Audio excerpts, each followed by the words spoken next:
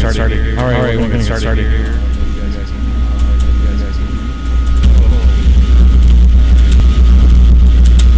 All right, we're gonna get started. All right, we're gonna get started. All right, we're gonna get started.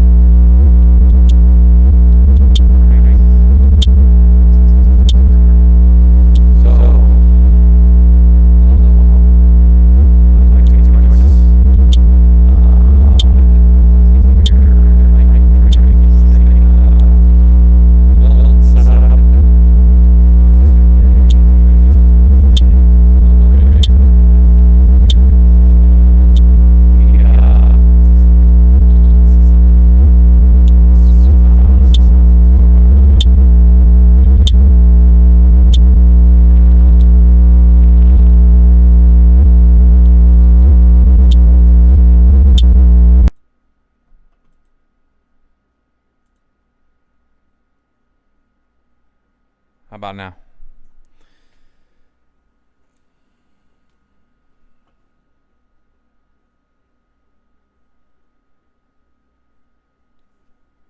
All right.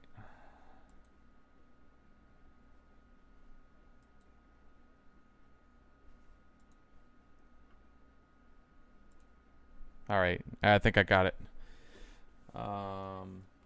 So we've been working to get this thing built tonight.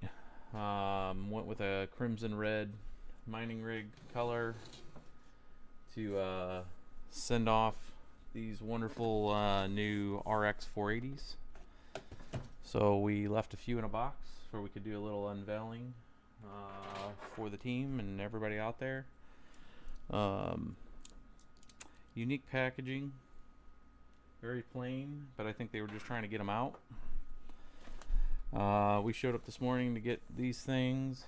Had to bring 2 extra people to get because they were only doing 2 per customer, and the only ones they actually had the Gigabyte, the MSIs, the XFX, and I believe the Sapphire showed up a little late. But bottom line, all of them are about the same card, same reference design. They only had a few of the 4 gigs. We went with 8 gigs cards. I can give you a kind of a look of the box here in a second. These were I believe $39 a piece. Not much on the packaging, just pretty much straightforward. The 4 gigs were about the same. I think they were at $199, which is what that original retail price that everybody was hearing was going to be.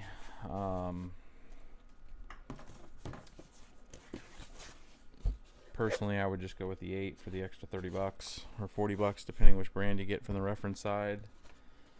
You don't get much in this. Obviously, just a little power adapter from Molex to 6-pin. These cards have 6-pin adapters, single 6-pin adapter. I do got it plugged into the kilowatt, so you can take a look at that here in a second. So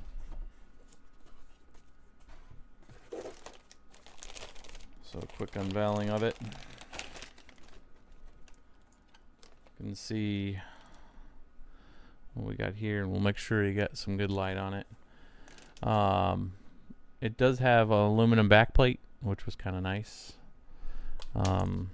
These little plastic adapters, which usually are a pain to get off, kind of just fall out of them, so that's interesting.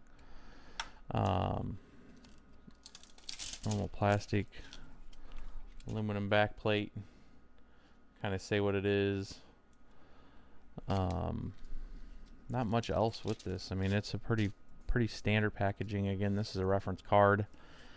The only difference, and I had some fellow coworkers and folks that got some different ones. Pretty much it's just that label right there. And then in the back they have that kind of watermark kind of looking label in the back to say if it's a gigabyte or not. And out of the box, these things are 1266 megahertz core.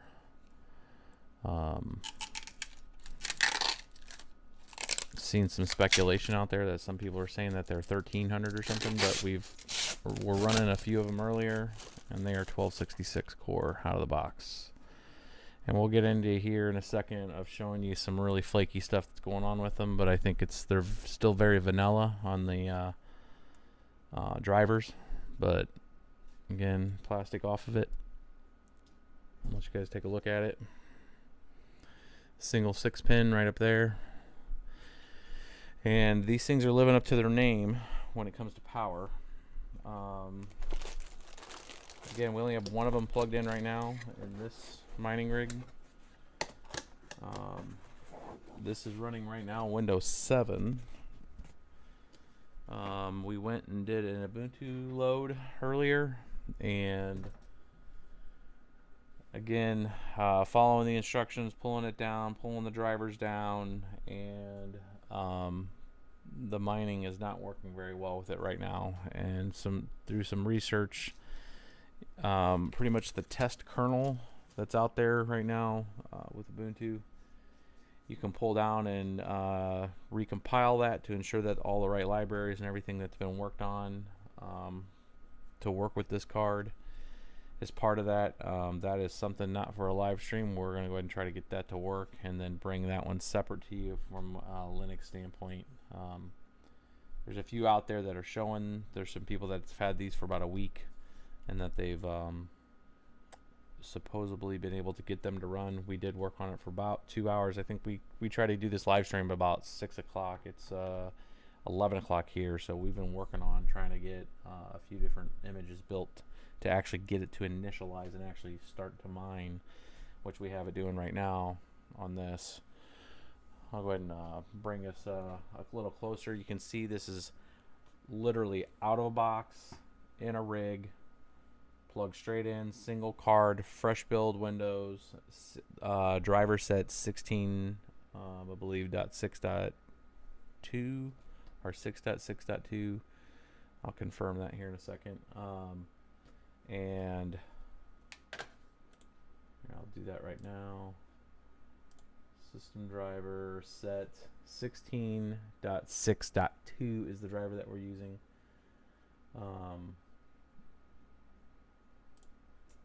And yeah, so where to start with this thing?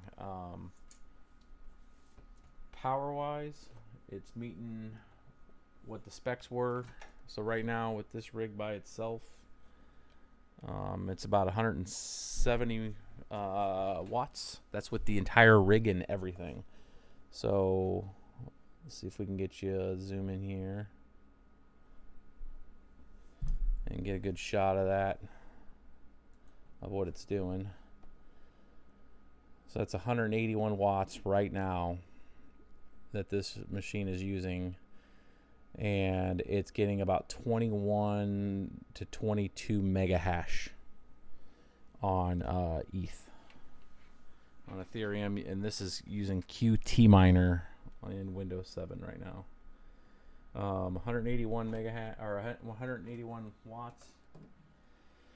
But we got some really weird flaky stuff going on with this mining, and I'm going to show you what I mean. Let's get that zoomed in, see how that looks. Let that delay kind of catch up with you guys. So, as you can see, and it should be pretty clear right now, it's pretty steady at that 21.6, 21.4, just out of the box. This is no tweaks, nothing, just drivers installed. So if you bought this, you put it into a box and you started getting it untweaked. You're getting about 21 and some change at this machine when it's just stood up with no card in it, and if it was just plugged into graphics that's built on, this thing's about 35 to 45 watts, something like that, of power usage.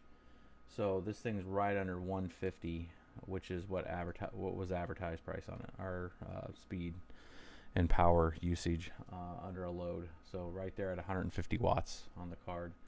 But there's some weird stuff that's going on here, and I think a lot of it has to do with the driver.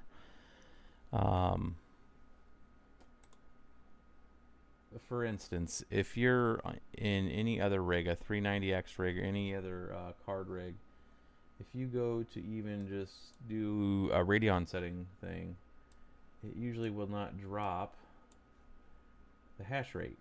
And some real cool feature here is whatever's going on here, especially when you go into the new driver set monitor, which they're calling Wattman. Is that right? Oh, and look at that. A little crash of a driver. Bring that back up. Gaming, global, Wattman. And now what you're going to see here is some very flaky mining going on. So the little real-time monitor here that's trying to capture the state of the graphics card is putting either a lot of overhead or it's pulling some cycles, but the rates here now have dropped to 19 and 20. It's kind of doing some cycles. You should be able to see. Bring this down into view. The actual it looks like the autofocus is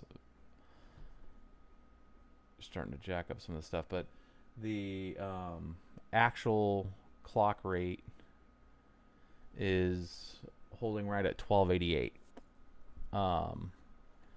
but the mining is holding now 19 with this thing just real-time monitoring. So if you try to do any adjustments, this little frequency control here, so if we'll just take it up to 2%, just a 2% overclock, that's well within what it should be able to do. Hit apply on that, and now it takes a hard step down to 19. It's still holding 19. Now that 2% overclock brings the core clock speed to 1308, which is again, with this thing monitoring, it's sitting there bouncing down to 19. If I'd even do another little interesting trick here is if we scroll down on this Wattman, you can control the fan settings. So right now this thing's setting at 81 Celsius. And the fan's not really running that hard. It's only about, I'd say, 30%. It doesn't give you a percentage indicator on here anymore. It kind of gives you this kind of weird half dial thing. But if I want to do an override of that and I want to pull the top and the bottom end of the spectrum up and then apply it. Now you're probably going to pick up that on the mic.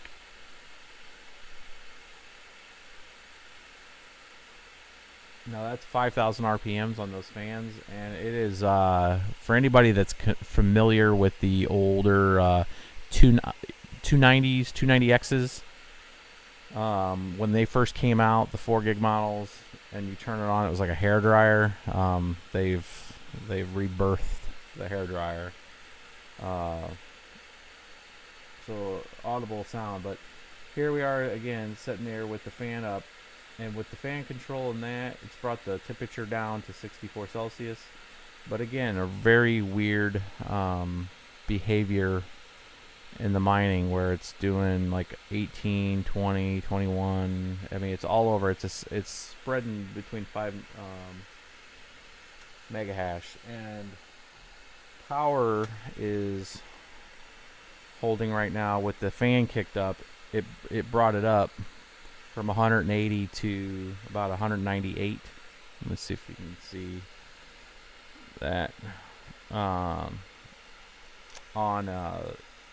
the actual power usage.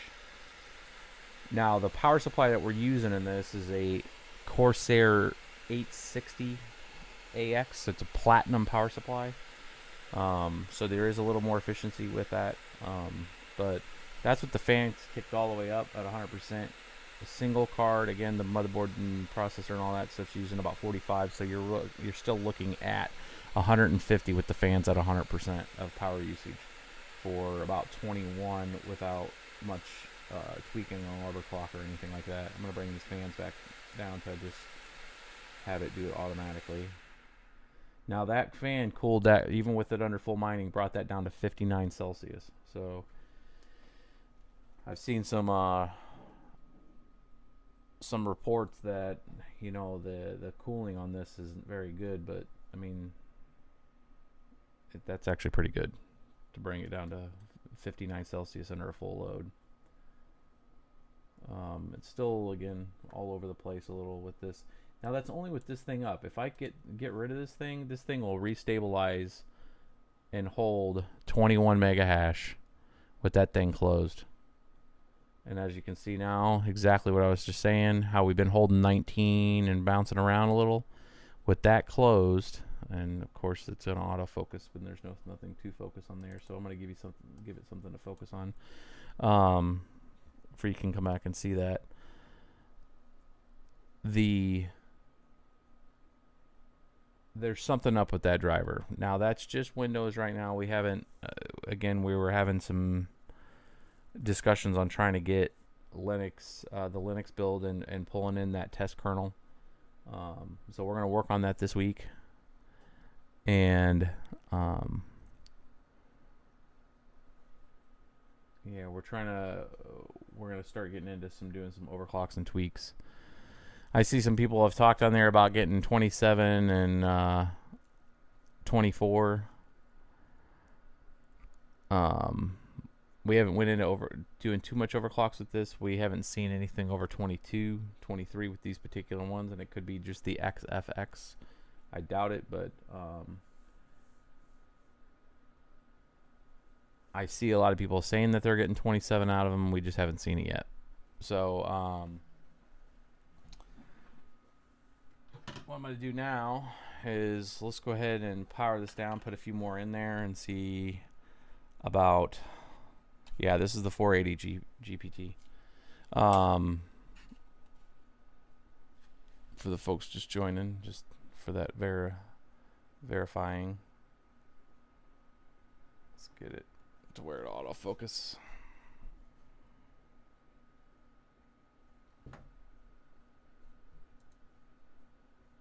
There we go. So you guys can see exactly what it is. The 8 gig version.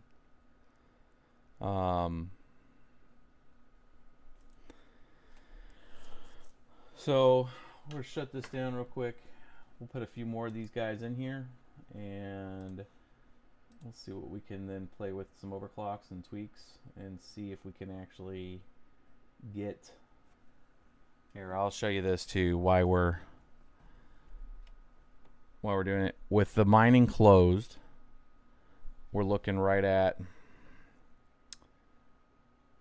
to give you a scale of what the PC is doing right now. So the PC is just sitting here, not doing really anything else. So we're sitting there at about 40, 42. on this machine, so that'll give you kind of a benchmark of what it's pulling right now per card. So let's go ahead and shut this guy down. We're gonna add a couple more cards. We'll just jump, instead of stair stepping them, I'll go ahead and put like 4 in there right now, and then we'll play with putting 6 in there if we think we can get it onto that 860. I do have I think I have an extra 1200 here and a RM 1000. We need to swap a power supply out, but we're gonna see. Let me pull this back out view wise.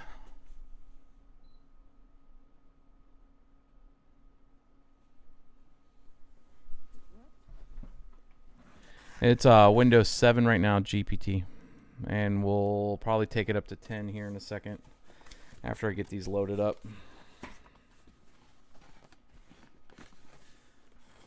Again, for those just joining, we did try Ubuntu earlier, but need to do the test kernel to get it to work right with these.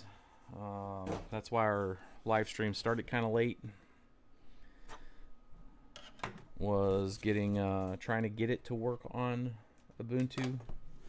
EthOS does not work. We did try EthOS earlier, 1.06. It does not recognize the card at all. It comes up in its normal, like, hey, you don't have any drivers installed mode, safe mode, and doesn't do anything. So, again, these little adapters keep wanting to fall off. Pull some of these pieces here.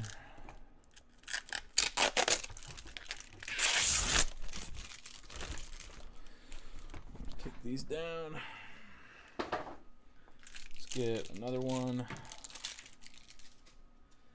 I'm telling you too, we were in there today, and I swear when standing in line that I thought people were wanting to jump us when we said we were going to buy 6 of them. I think they thought we meant 6 a piece, but Micro Center played it fair and made everybody get a voucher before you walked in, and kept it pretty cordial and allowed each of us to get 2, which is what allowed us to buy 6 of them with 3 different people.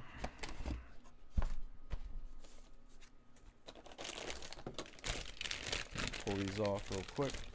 Again, we're going to start with 4 because Windows 7 requires a little finagling to get more than 4 to work. Usually you can get 5 without too much trouble, but that 6th one's always a pain in the ass. So we'll get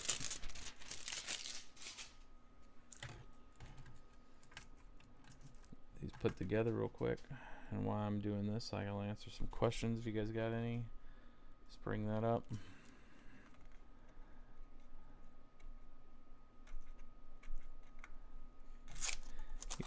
Yeah, GPT leader. We do have 10. I'm just going to install that here in a second. And actually, I do have another box. It kind of already has it on there, and I already have another one of these set up in another box for the few folks that probably want to know the kind of performance. I do have a 1080, as you can probably see in the back. We have some 1080s also, so we can do some cross comparison on that. And I have a 295X2 I pulled out too for another cross comparison if we want to get into that. Just depends on what we'll do tonight on this. Try to give everybody kind of a comprehensive look and feel and test. I'm just going to kind of put these in just an area. And then screw this one down. Just kind of in a test mode right now. Break this one away from this and reroute these wires a little. And I'll bring the camera around to get kind of a better view for the folks wanting to see that. Just reroute this a bit. Again, this rig was, this is actually one of my, a newer kind of design. This one we had posted up earlier. It had kind of a split. I can run the cards both ways in this particular rig. So it was designed to do this kind of thing, which allows you to really kind of space and separate the cards kind of like that, to where you can have them zigzagged and they're not absorbing heat across kind of in a row. I'll give you guys a better look at that in a sec. Let's get these kind of spread out right now in the traditional fashion and get 4 of them going right now. And then we'll see what kind of power 4 of them are pulling, and try to get rid of some of that speculation, what we think it is and what it's doing and what it really is doing.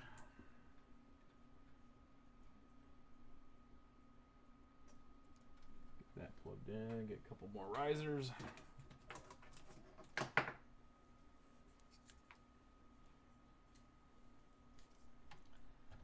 Some other kind of questions.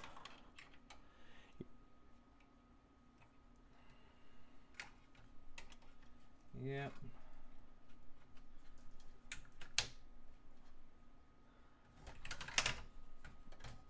Part of the fun of not having them screwed in.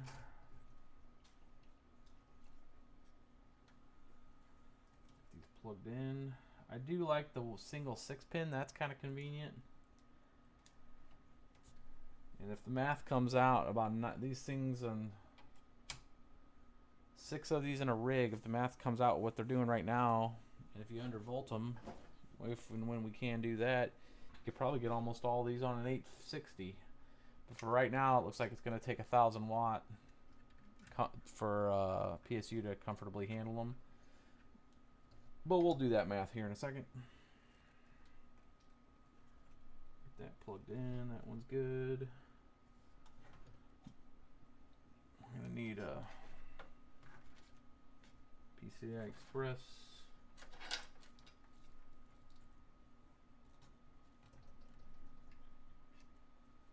This is angle 6-pin.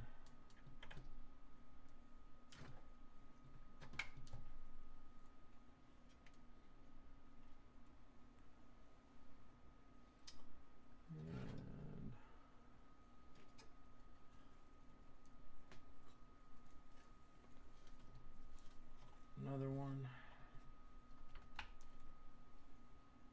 And we should have one more. And then I'm going to need to get another strand out of this. Now an 860, an AX 860 from Corsair has actually enough 6 pins to do 6 cards. It has exactly enough, because it was really made to have the overhead of 2 heavy big cards, or technically you can go with lighter, smaller ones on like a 3-way with a 6-pin, 6-pin, you know, 3 6-pins. It has enough actual connectors to accomplish that, which obviously if you have a single 6-pin, you could get it across 6 cards and only have the 1 PSU. But the basic math right now is coming out to where this is probably going to exceed that, but we'll give it the good mile here to see if it does.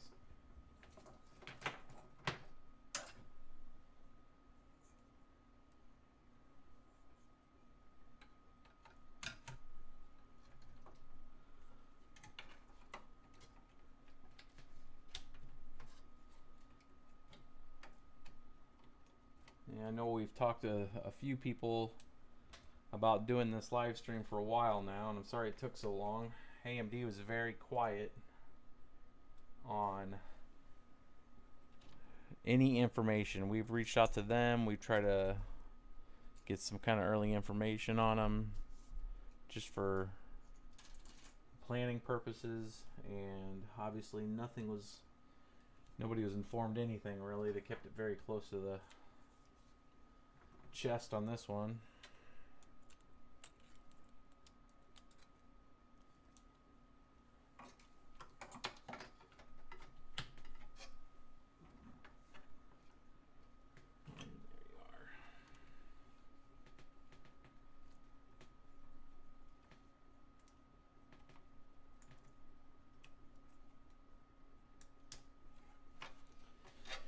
So we're gonna get this last one here. We'll let Windows find them. Hopefully Windows 7 doesn't puke when it sees the 4. Got them all plugged in. All the risers are in. We look good. Let's give it a heartbeat. I see all 4 fans running. That's the first good sign.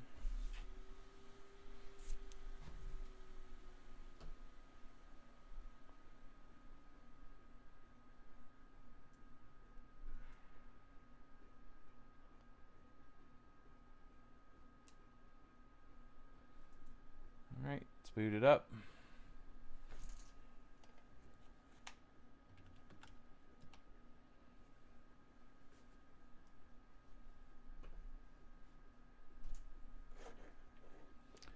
Now it looks like Windows is finding them.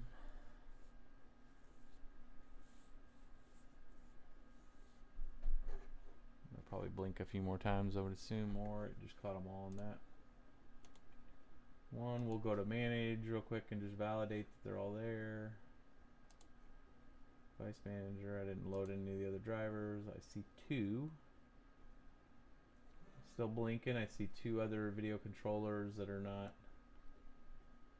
found yet, so still see it blinking. It's still setting up. Bottom line. Yep, I got the little pop up.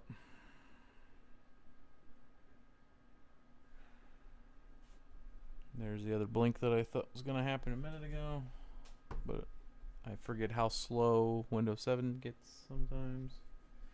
We are running an SSD in this. Just a quick 120, nothing too crazy. That's the part of the good thing about moving over to a memory stick in Ubuntu. Once Ubuntu's fixed, is you can run it on a memory stick, and you don't need to have the cost on the SSD. We got 3 of them. It looks like it's done. It's still installing the 4th one. Let's see if there's any questions here. How many more months you guys think mining's gonna last? So I mean, there's a lot of discussion on proof of stake. I haven't seen anything formal yet of what their target is. I think the initial speculation was going to be sometime in November, but it sounded like it's going to be more first quarter next year. Again, with anything in development, you kind of have a basic roadmap. I think they've said that. They've said the roadmap that they want. They want to move to proof of stake at some point. I don't think there's any direction change. I think they will end up doing that. You're seeing already indicators in the market, and I'm not just saying with like any kind of movement in price or anything, but you're seeing, companies like Genesis now spinning up their X11 farm. There's been a lot of people asking for it, but there's some speculation that if they're moving towards that, if they have any kind of information that, hey, get your rigs up and running, make sure that you're set to start transitioning stuff over to that, But I've got 3 going here.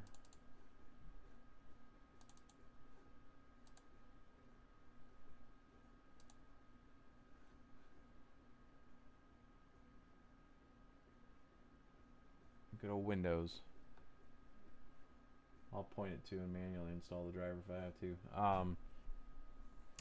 But that being said, from a speculative nature, I still think it's going to be a post-November time frame. If you look at how much time's left from that, we're going into the 7th month now. you're looking at another 4 months to 6 months probably of realistic, where I think within reason you can figure that there's mining left.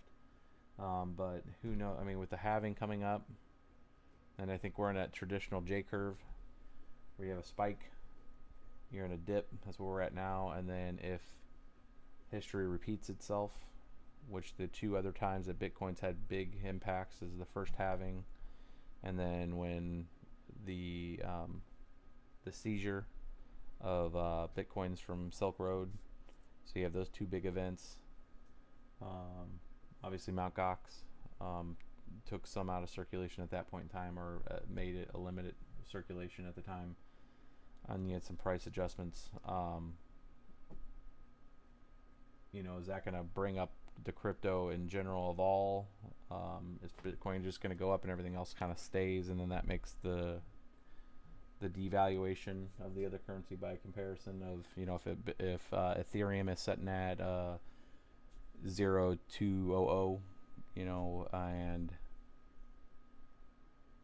Bitcoin goes to 1,000, it stays at that same $12. Then that will make, if Bitcoin went to 1,000 and Ethereum stayed at its $12, then it would make it 0.012, right? So it really matters if it lifts it up with it. If it does, and other cryptos come up with it too, then it may pull a coin or a service that leverages graphics cards to make it not as maybe profitable, but make it profitable enough to still just turn the power to those when proof of stake comes out. So it's an interesting paradigm. I think there's a big investment, obviously, for people doing this, but like everybody, will play it by ear.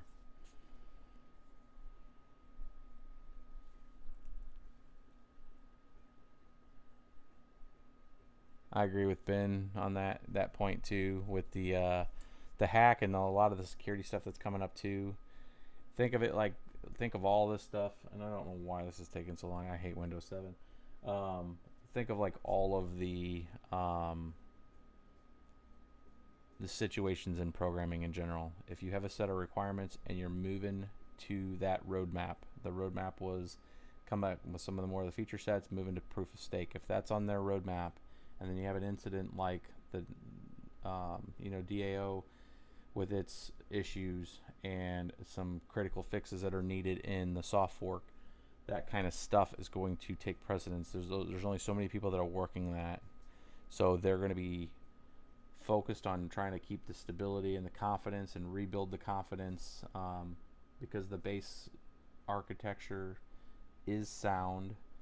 It has a large investment and a lot of projects working on that base, so they have to address some of the critical issues. That's going to put in shelf some of that roadmap stuff. That's just the fact of life. That's the way things work.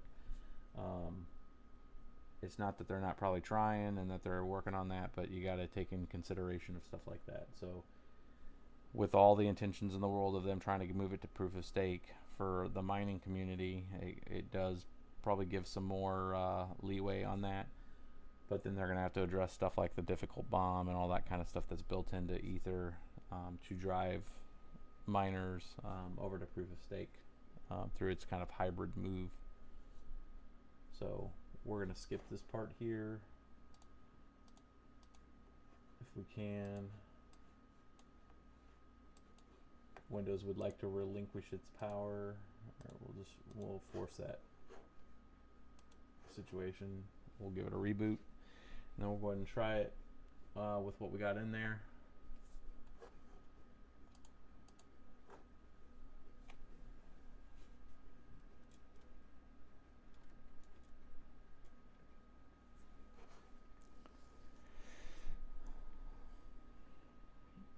And we'll let this kind of run.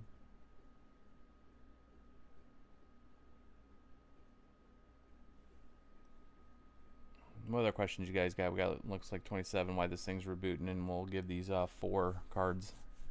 It looks like I pushed a little too hard right here, and I kind of bent this middle rod here. So this design was a little different, and instead of using, normally traditionally we use a piece of wood, a small piece of wood across the back. Went with just a a piece of angled aluminum that had part of the bottom cut to where we could get the some of the adapters under. Obviously that might need to be modified because it looks like it's doing a little slouch here.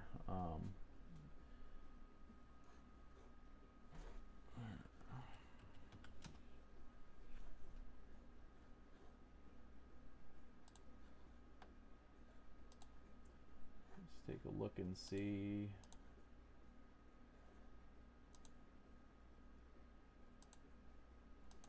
It still sees just the 3, so I'm gonna do a update driver. I'm gonna browse and I'm gonna try to force the driver update directly.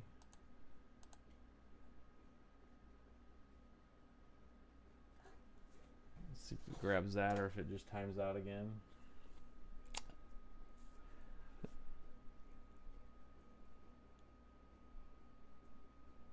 Yeah, Josh, and there's one of our BBT folks, and they were working on it tonight to try to get the Ubuntu out of the gate. It looks like we may have fixed that with just pointing the card to the actual driver, and that has fixed the other thing. That's the fun with Windows 7. But yeah, we did try to load 16.0.4. And we actually got everything loaded. It loaded the drivers. We went out to AMD, pulled those down. It looked like everything was going to work. We compiled. We went out, got this CCP Ethereum miner, ETH miner. Got it all compiled, got it loaded, started to load the DAG, and just hard froze the entire OS every time.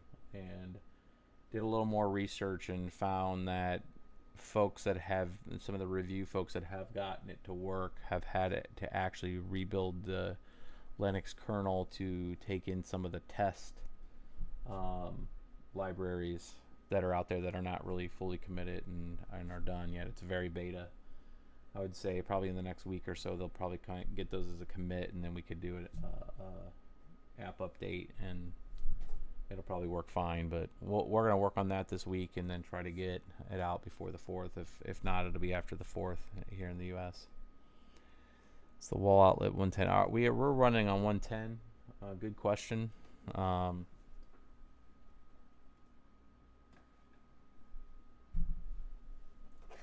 We'll see here. I'm still looking at Windows, trying its damnedest to load this driver on 4 of them.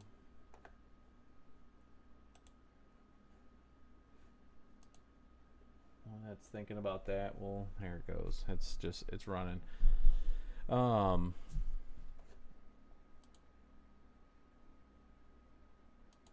Nope, it sees all 4 with no exclamation points. Gotta love it.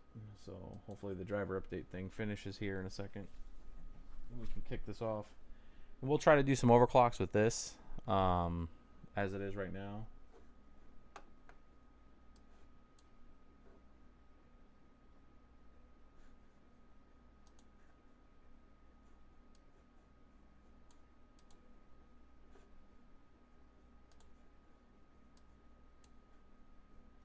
It's still trying to load. And then we'll do another, we'll do a normal episode video of this with these once we get it built, and of course if EthOS updates, I know they're probably working on it right now to get theirs OS updated to support it. AMD, the AMD drivers on the Linux side for these right now are just straight up, they come out and say beta, and by the way, all this other stuff doesn't work yet. So it is very vanilla. I'm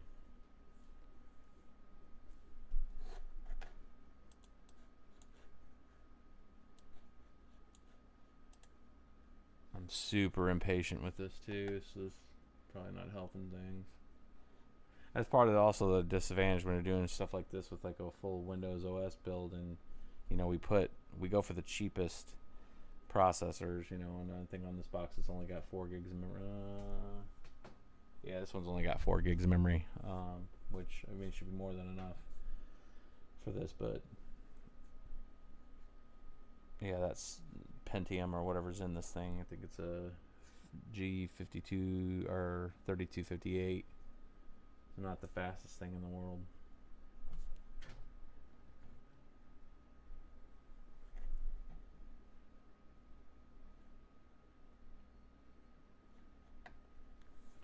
This thing is taking its sweet time. So we'll go ahead and open up some more while we're waiting.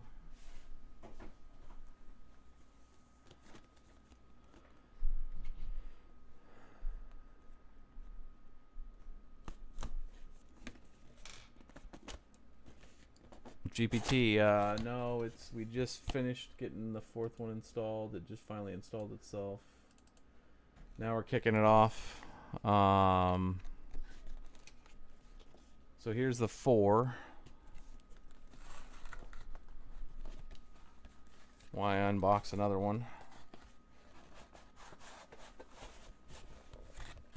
Just clearing the rest of the work that was already still in the buffer.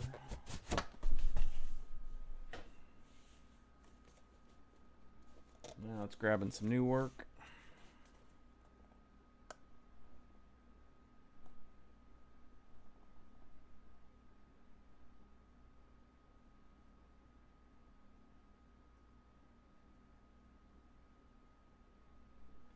Looks like about 83. 88. Let me zoom in on this one for you.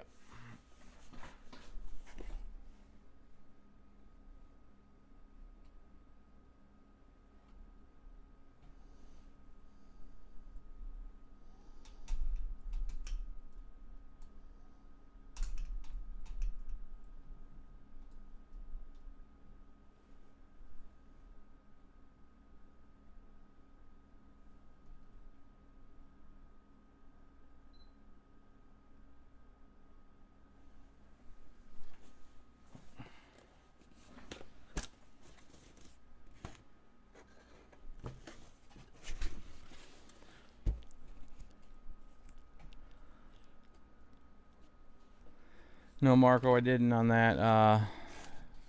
3258.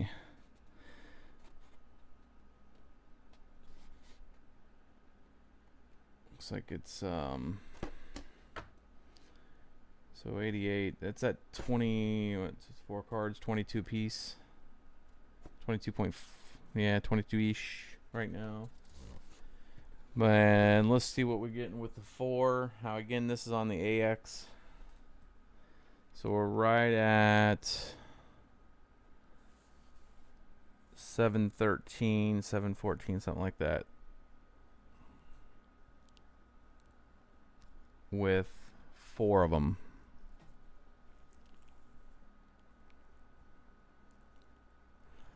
That's pretty good.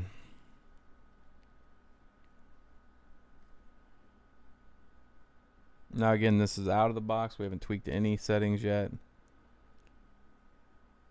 And it's still maintaining 88.4 pretty consistently. It's climbing a little on there. I can hear the fans spinning up some, so what you're pretty much watching is the creep from the fans increasing. We'll just go ahead and take a look at how the actual temps are.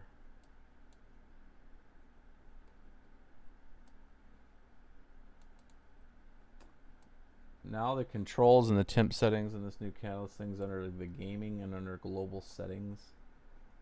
It does see all the cards. So the first 4 to the left are all the cards, and then each one's going to have its own Wattman.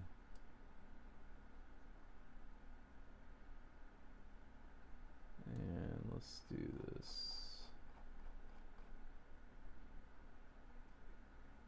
81 Celsius.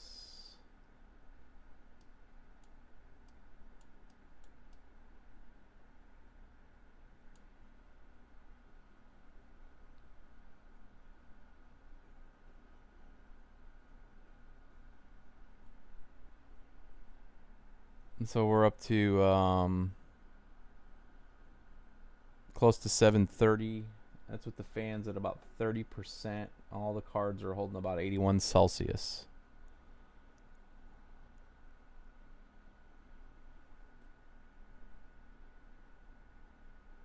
Now the weird inconsistency, again, we're seeing that also in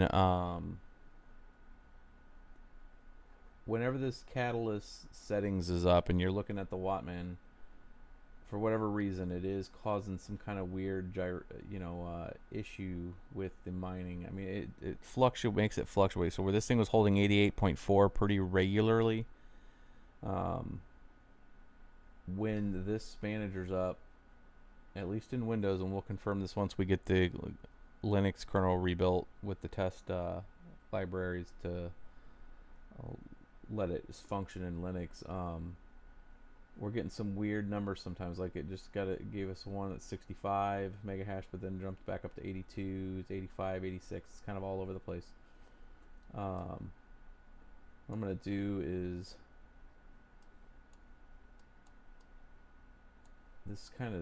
there is no real global setting anymore with this that I can tell. It's giving me each card individually, which is kind of nice, I guess, from the that's a new feature. But if I want to change the fan settings on all of them, I haven't seen to change it all at the same time. So I can come here and drag. I'm going to turn one of these fans on high, which is this end one right here. Just bump the power usage up.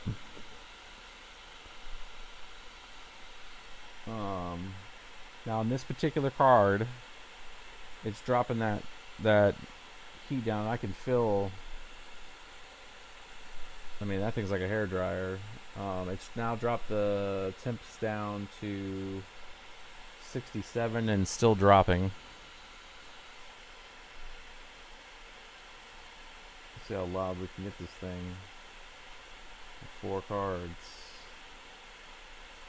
Enable that. We'll pull this guy up. The min and max it.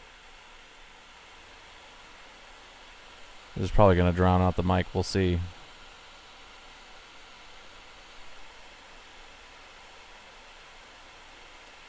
We'll pull this one up too.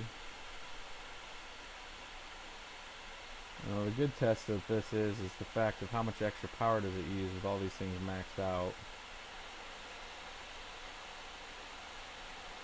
Another one.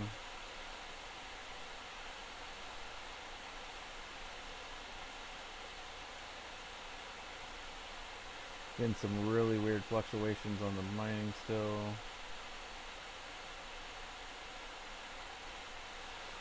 Alright, so that's all the fans. It's probably a lot louder. And I don't know how it's coming through the mic. If you guys, I would assume it's pretty loud. To give you an idea, I do have a sound meter.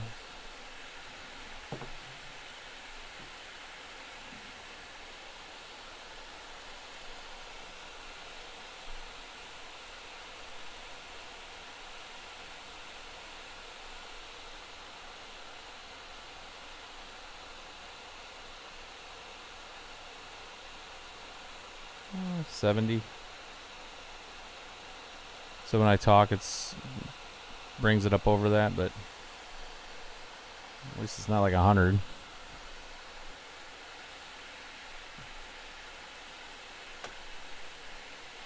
Now with the fans like that, it's bringing the temperature down to 60 Celsius. So it's holding 60 right now with the fans at 5,000 now. That's a bit high. And the fluctuation in the mining with that up is holding still around 80, 85. If I close that, it's back up to 88. So again, if anybody from AMD is watching this or gets forwarded this, there's something up with that actual catalyst manager that's just doing some weird stuff.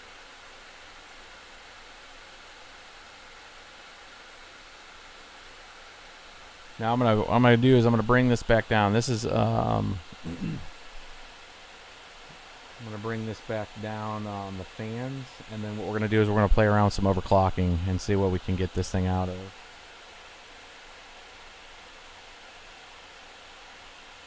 Now these are the XFX cards. They come stock at 1266 core.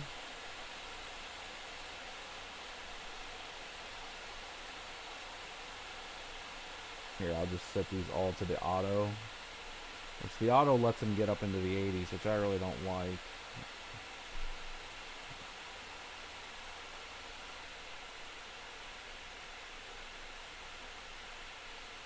Yeah, there was a couple of these cards at 59 Celsius with the fans on max. So the cooling on them is pretty good if you want to have a hairdryer.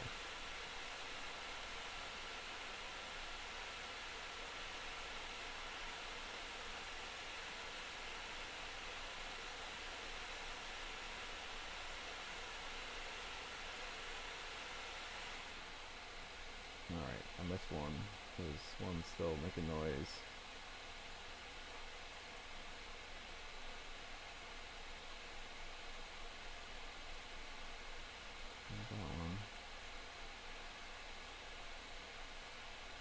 There it is. All right, now we can hear.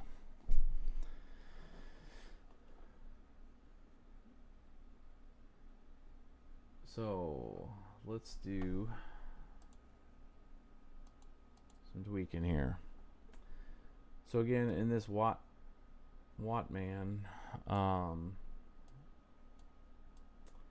you can let me see if I can get this better to where you guys can see this a little better.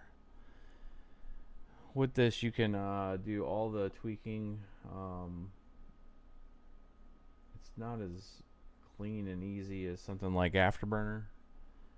They have like their own little chart and different states of the card, and if you wanted to spin up a fan at a certain point and all that, you can have it more control with that. But the frequency isn't a normal numeric number; it's just by percentage and is doing the math for us.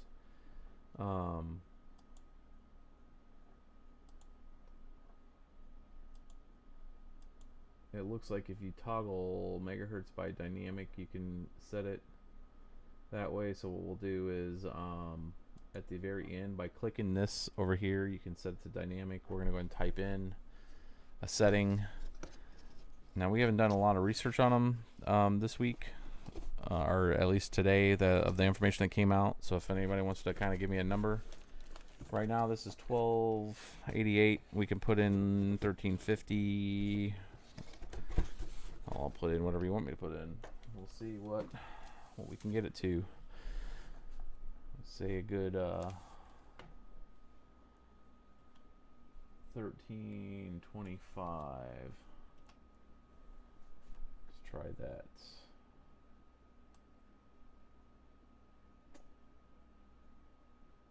Won't touch the memory. Apply. We're going to do that across the board. Dynamic 1325.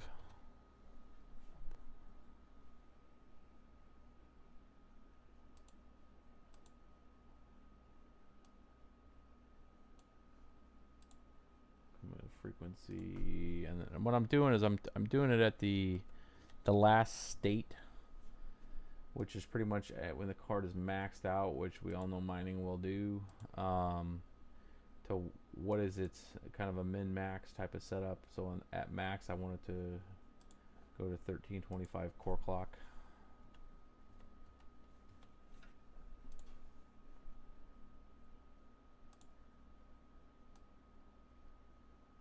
And we're going to apply those all. So if you could tell, it detects each card separately, so I have to do each one separately. At least I haven't found a way yet in this tool to do a global setting across all of them. I have to go to each one individually. So no, those are set. Let's kick it off, see if we actually crash the driver. That's a good sign we haven't yet.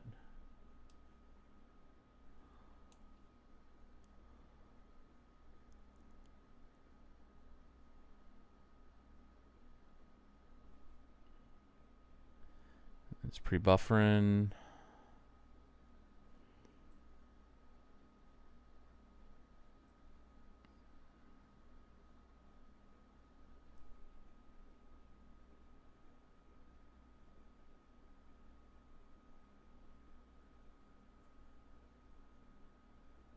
find it's stabilizing actually slower than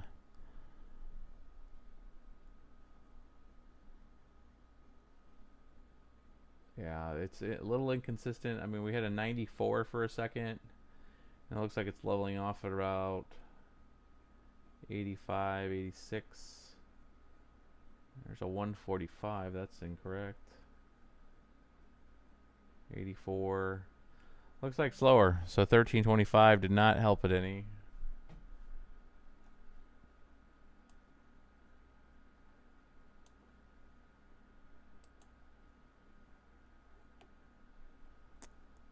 It's got some weird jaggedness going there. Now that all that's kind of went linear and flat.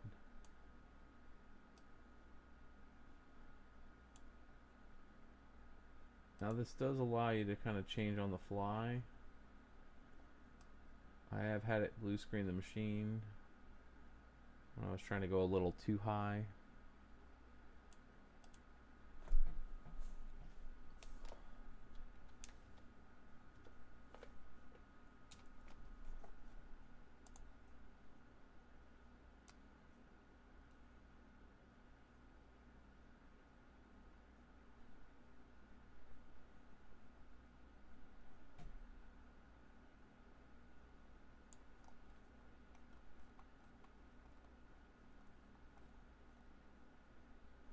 You know, with this 860, I bet you I can get another.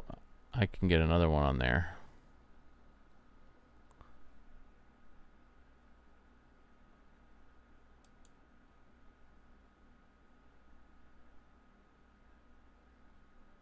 Let's take these back to normal. Yeah, I'm getting less with an overclock.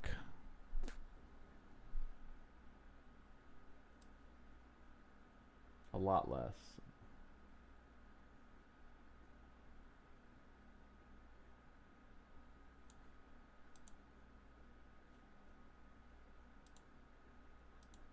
What we're going to do is switch these back to the normal. I'm going to put a fifth card in and see if Windows barks at me for that.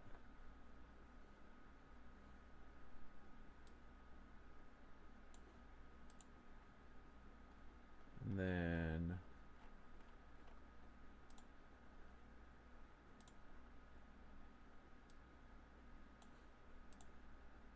we try a few more things and then call this a good early preview for the RX 480 for folks.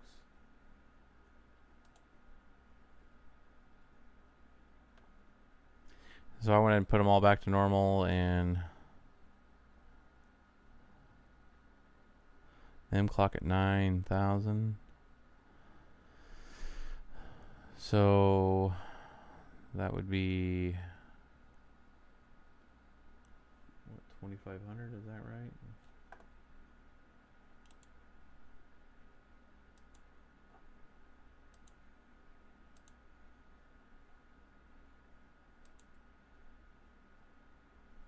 We'll give it a try.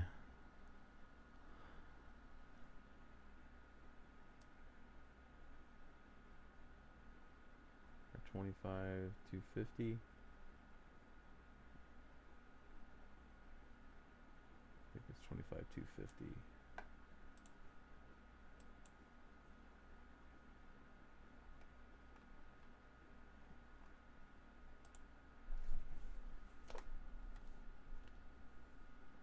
I know. 2250.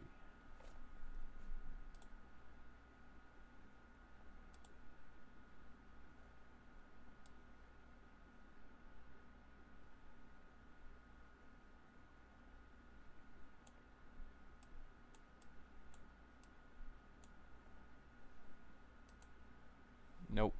Doesn't like that.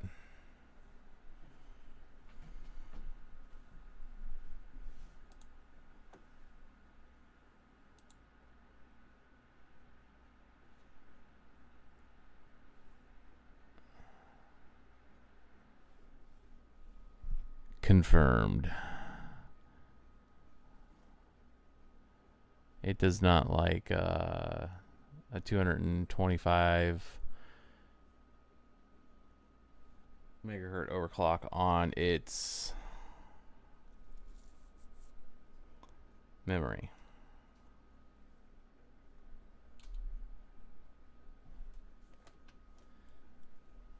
That is the new Catalyst driver overclocking program that comes with it.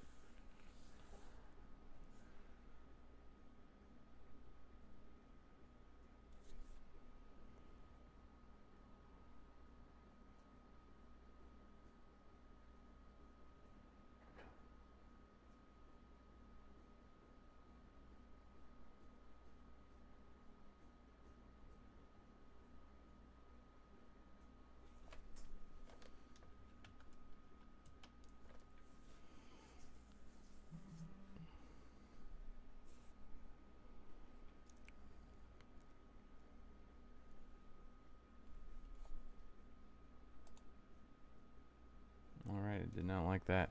So let's see if we get a fifth one on here. I just want to verify that you could put 5 of these on an 860.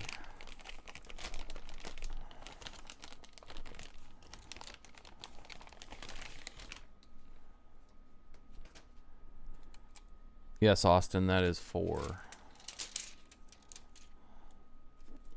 About to be a fifth. Let me zoom this out a little bit.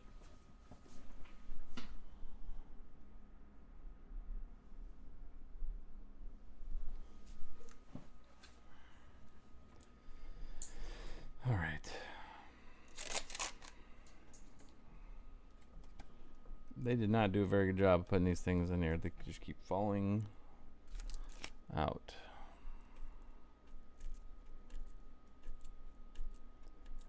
This plastic. It's for the birds.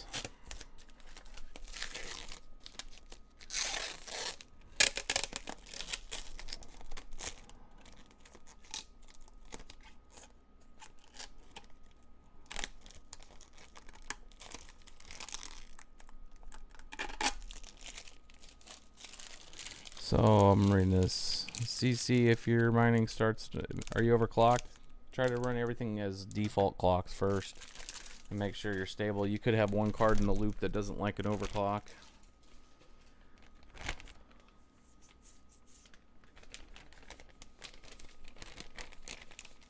The max mega hash we've seen on them so far is 22. There is word with some tweaks on the memory that you can get them to 27. I have not seen that yet, but I am willing to try to toy around with it to try to get it there.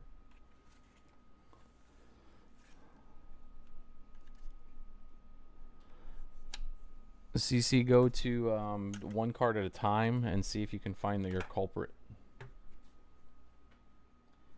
And if you go one card at a time with a single riser, then work through your risers until you find which one's causing your issue. More than likely it's a riser that's just not working right, or it's giving you some weird flaky power on its powered side, or you have a card that just doesn't like a setting. It's a kind of a painstaking process, but on a 6-card rig, if you do each of those with the right reboots and stuff, you're looking at about 2 hours max if you just focus on it, and you'll figure out which one's causing you the pain. All right, I need to get another riser. Hang tight.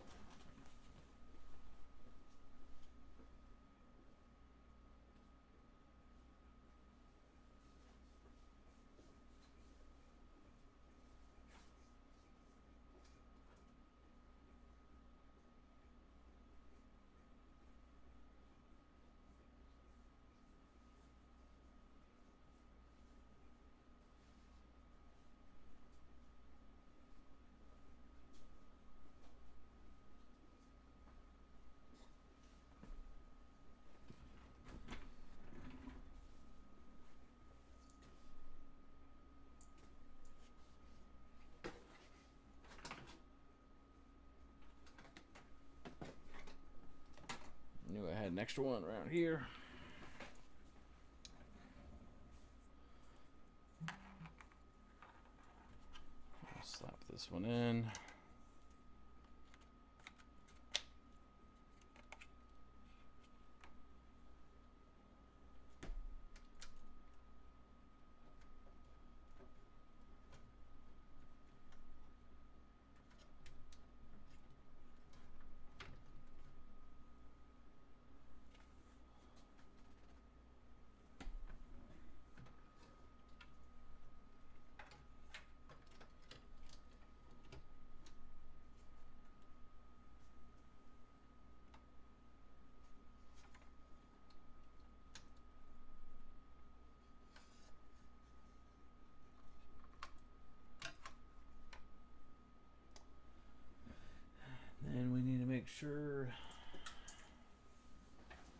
get a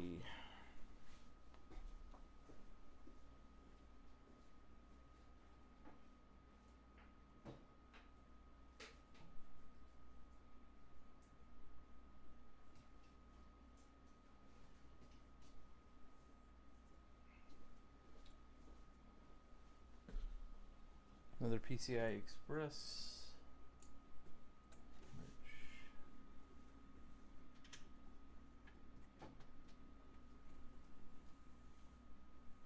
Still should have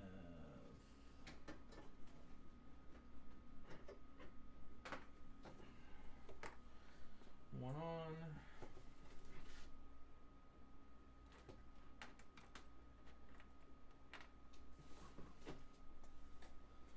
My bags.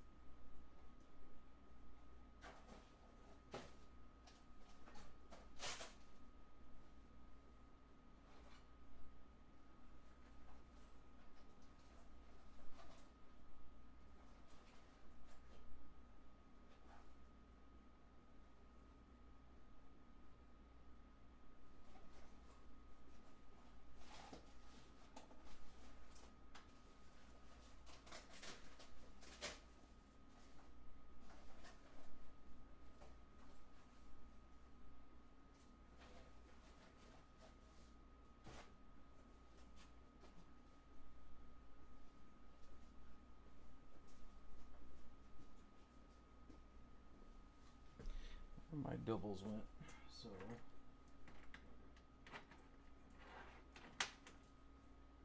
we're gonna go with the adapter.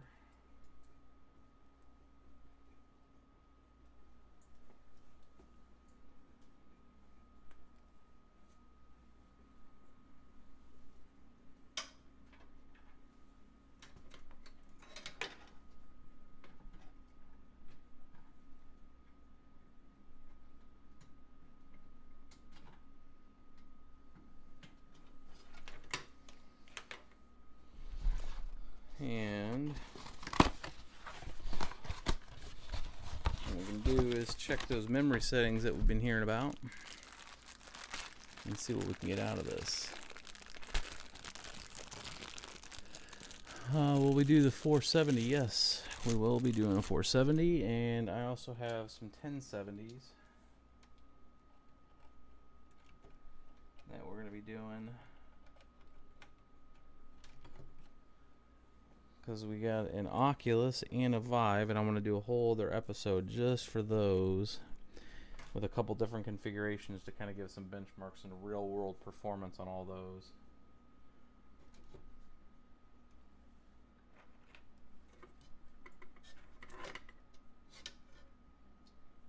Normally I would not do this, but right now it's late.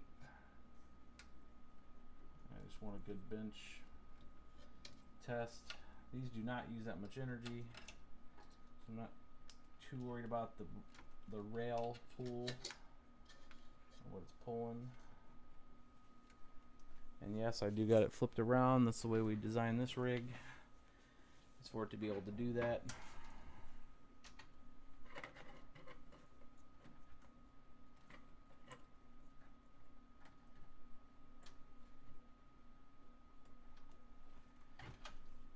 So this is going to be 5 on one 860 AX power supply. Sure nothing's caught.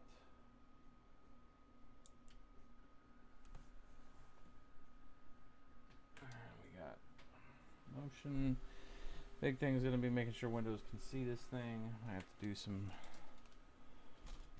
finagling to get the 5th card to work. It's just the way Windows is.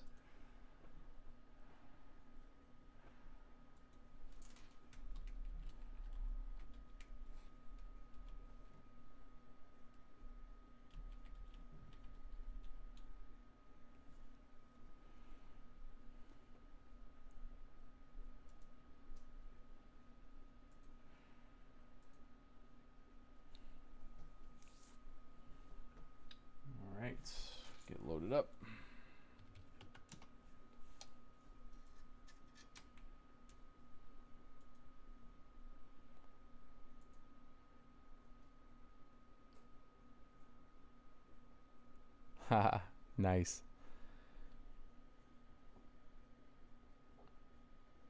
Yeah, you got a little tan XPS.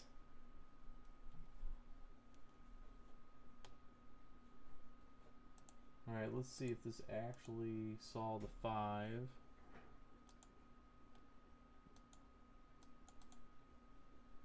And we got our wonderful code 43, but it's blinking around. Let's see if it finds it.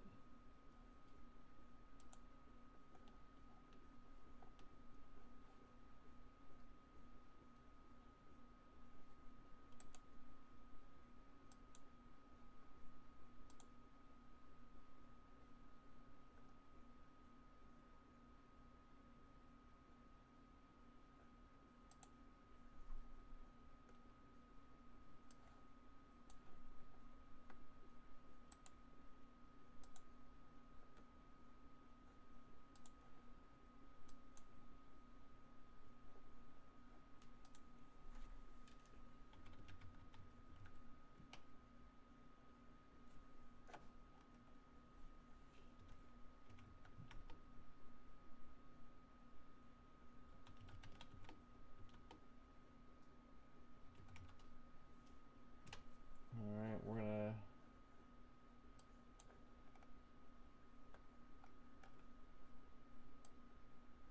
download a little registry trick.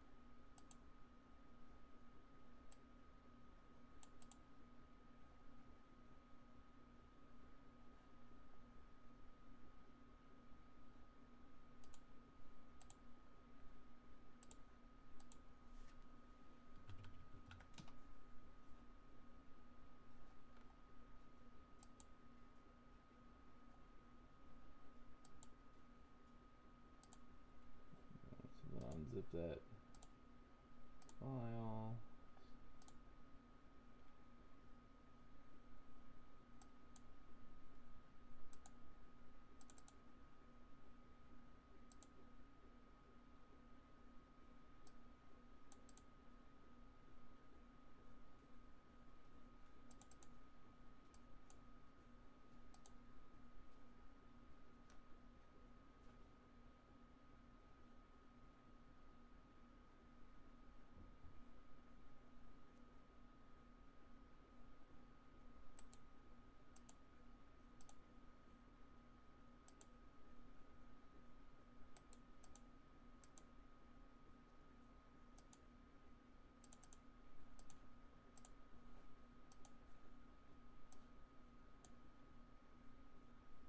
What the fuck?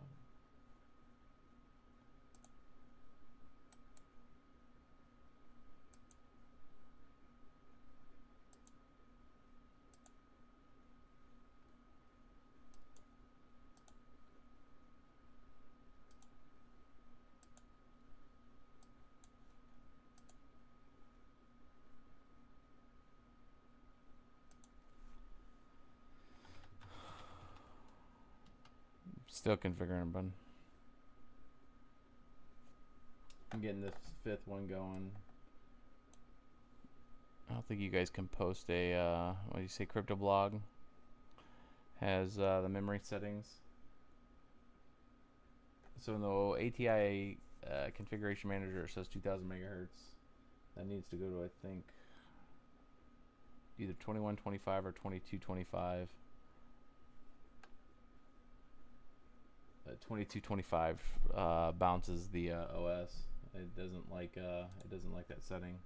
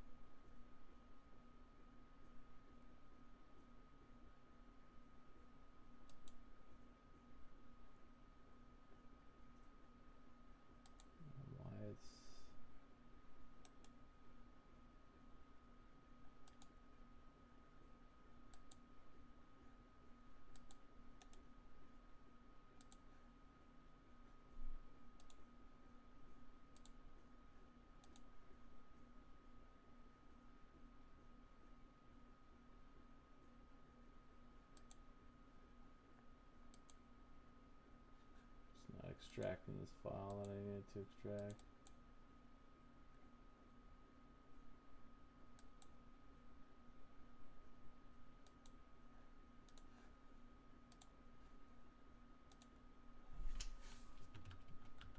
I think it's the unzip program I just downloaded.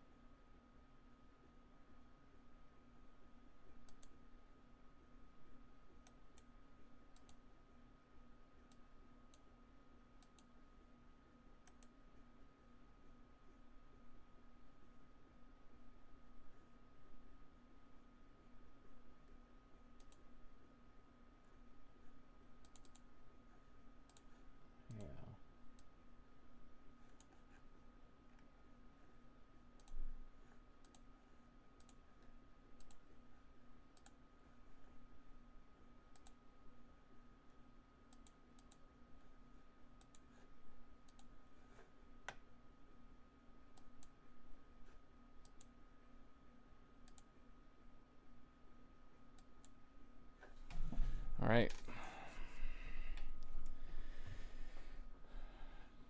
Rebooting that, and then we're gonna get those. I'm gonna get the settings for the memory and see if we can get this thing to actually do the 27 what people are claiming.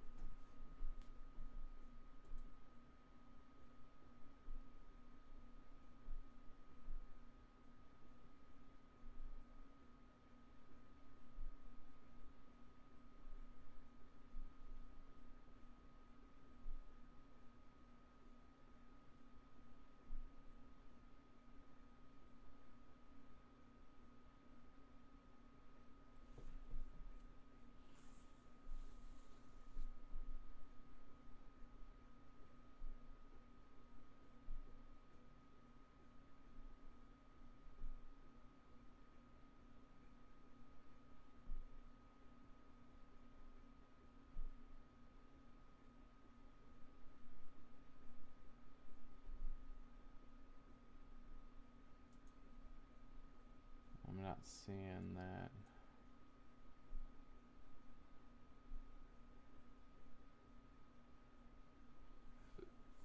That setting for 27 mega hash.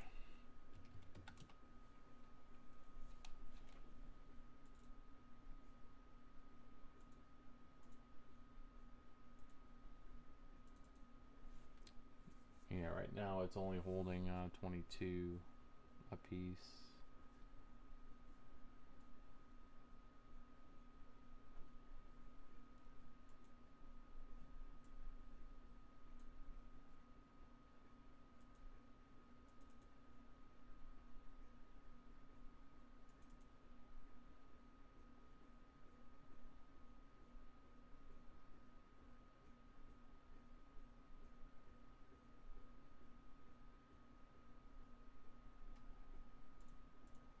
I'm looking to see if I can find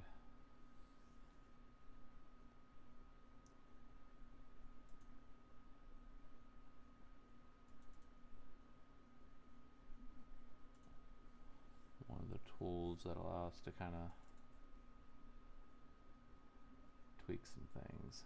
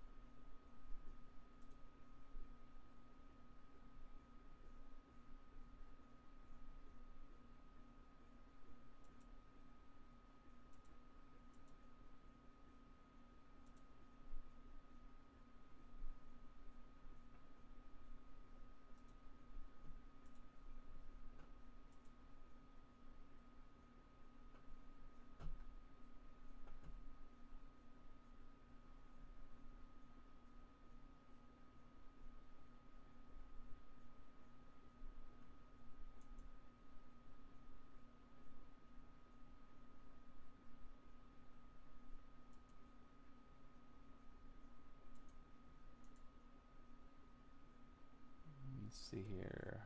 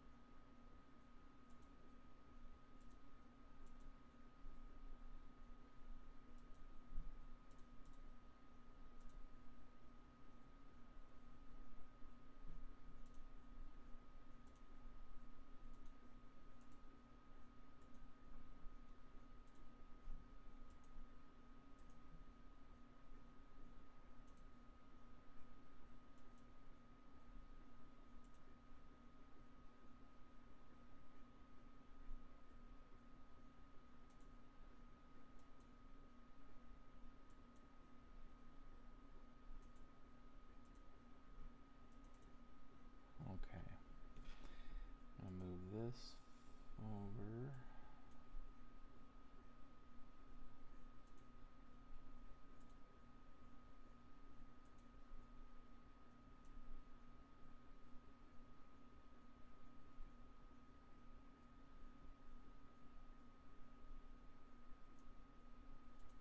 We're gonna grab this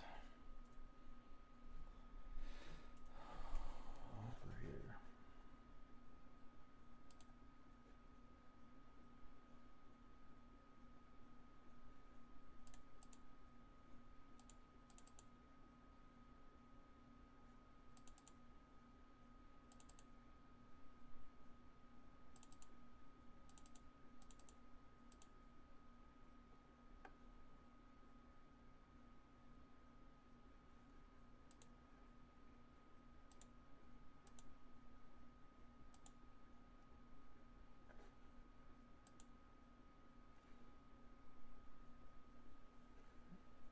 Alright, so it's gonna need a reboot now.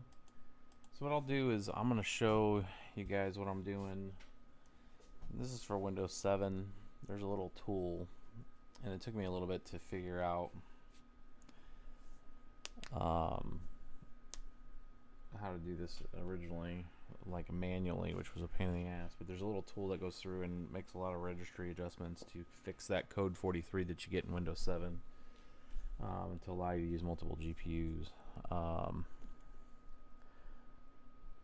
2100, 2125, 2200, 25. So 2250 megahertz.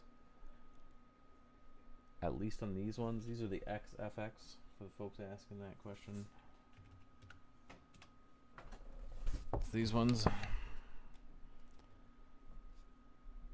that we're looking at. We got 6 of these. There's 5 of them in there right now. I got another one with in a PC right now that I was running some benchmarks on with Windows 10.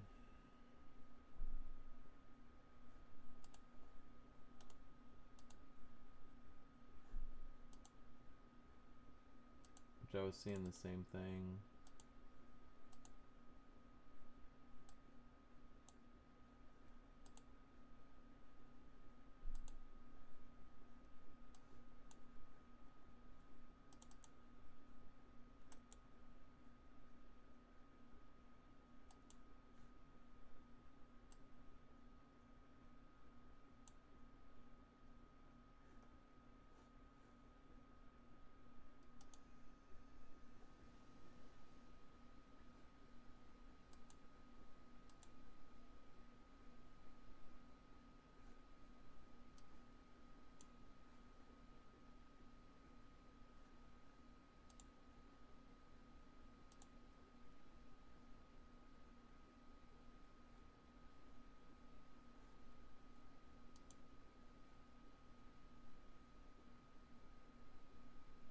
going through and try to set up the driver right now.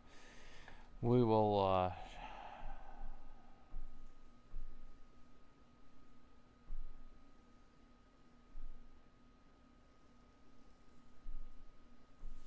I have the MSI GTX. That's the one that you see right up there. 1080. I have a pair of those.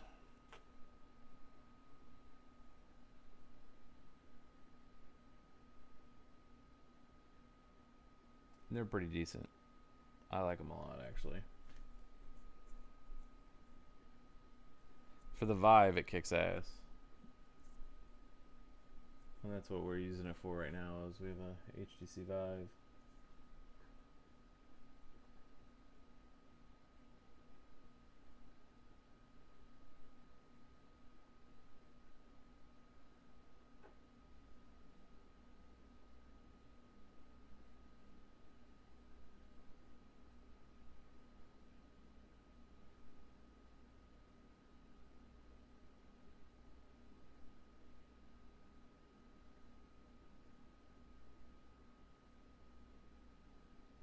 I needed to drop my drivers down to 13 point, or not 13. Use some unsigned drivers with this, which is probably going to be interesting thinking about it. Yeah, we might not be able to do. Yep, that makes a lot of sense.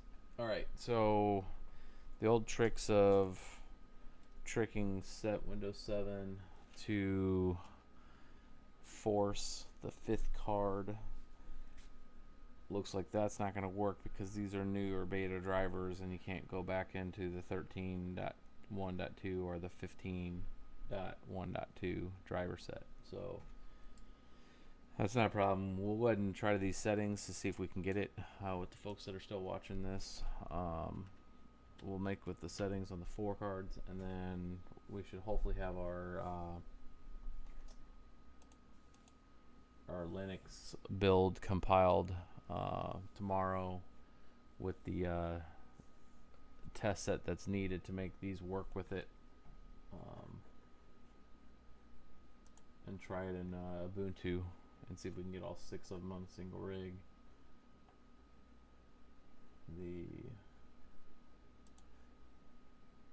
Let's go into the settings and make some adjustments on these.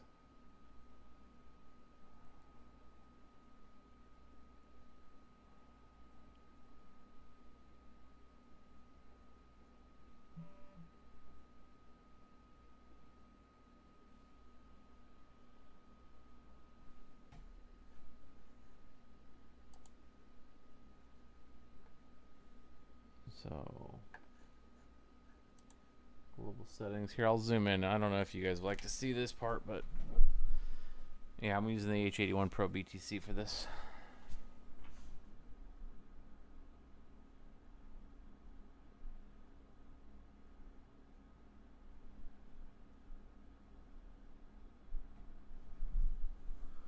Let's see here. Let me make sure I'm getting a good shot of this.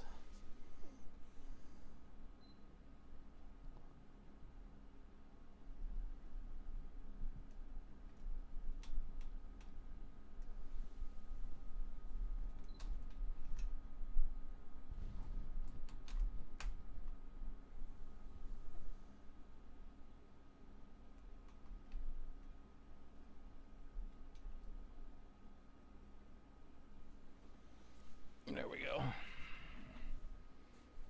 It's a little off center, but that's what it is.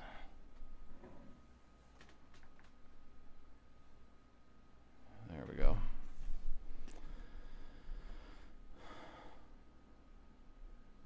So we go to the first one here. We'll go full screen with it.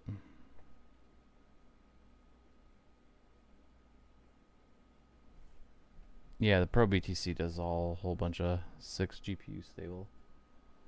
It's the only one we usually use. So we're not gonna mess with that. We'll put the power limit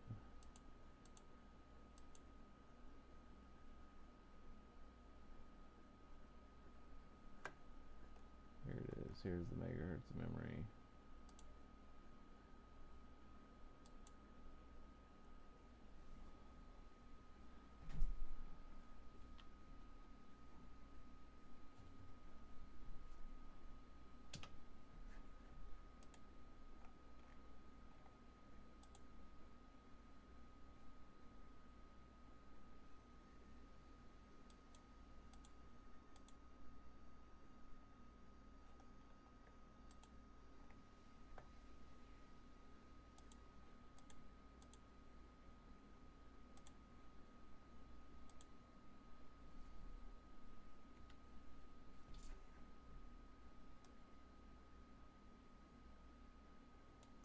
So we're gonna set that to 30, right? The power limit to 30.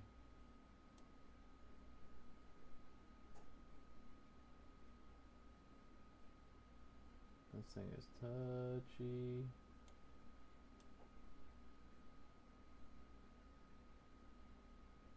You can't type in there. It's super annoying.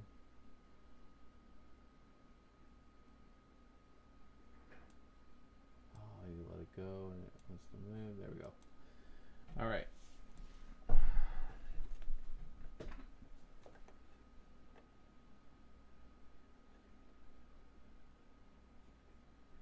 So we're going to leave all the normal. We're going to do 2100. We're applying that. Looks like it's stable. This one. 2100.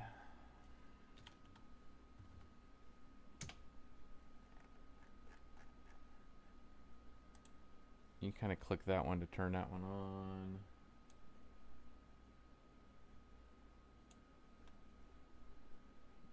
Apply.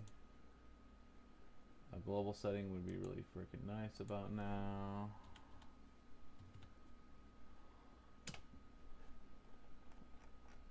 Linux is so much easier than this.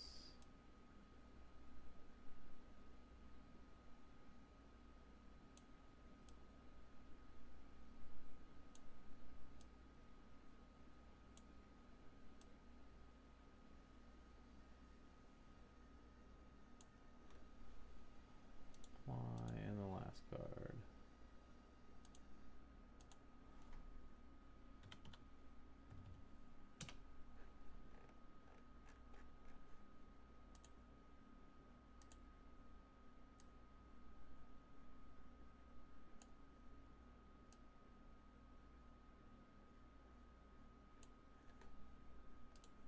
All right. So we're gonna kind of monitor that. Actually, we're just gonna close that. We'll come back. We'll bring that back up here in a second. Now let's see if we pop or not.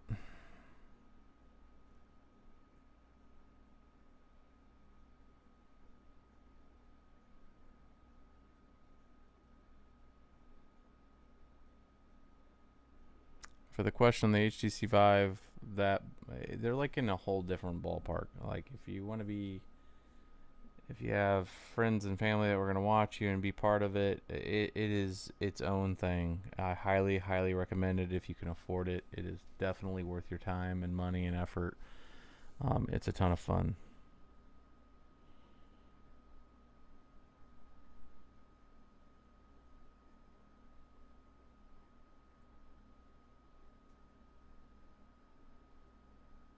That's definitely faster.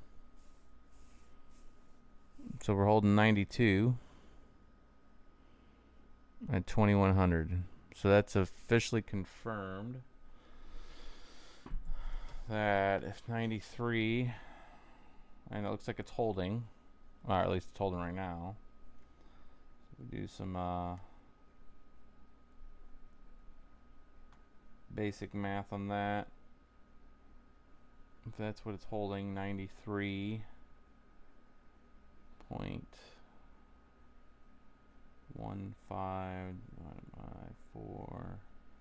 23.2. So that's right there about almost 24 that we're seeing right now. And that's with 4 cards. Again, 4 of the cards. And then the other part we're going to want to know is what is, yeah, if we can get 100 out of 4. Now that brought up the power a bit.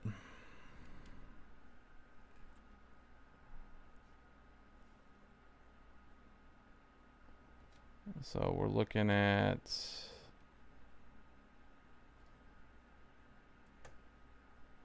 820, 825. So that definitely puts you on a 4-card rig. That puts you on a like this 860 AX or an EVGA P2. Oh, you know, that's the platinum ones. You could get away with probably an 850 gold. But you're gonna be right there bouncing.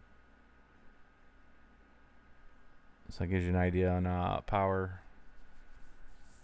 Now that'll probably creep up by about 10 watts to 15 watts as these fans start to spin up a little more.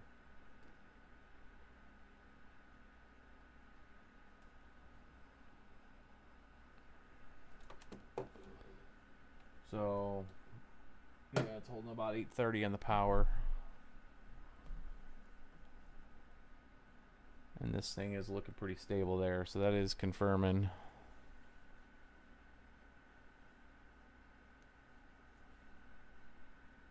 that we're there.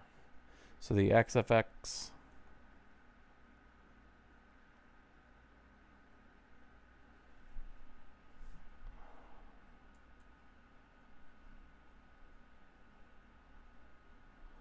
let's see here.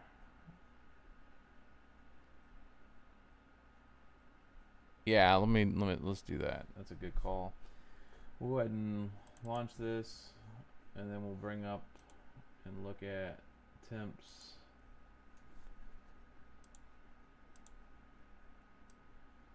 As we can see that running on here.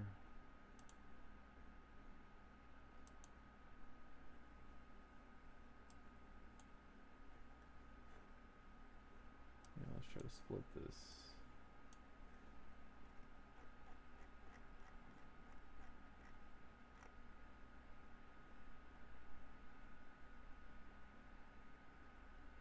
So there's your temp, but I just restarted it again.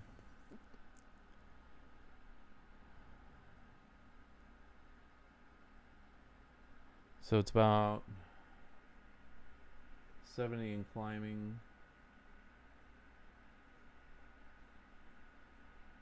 If I take this, let's pull this above about halfway.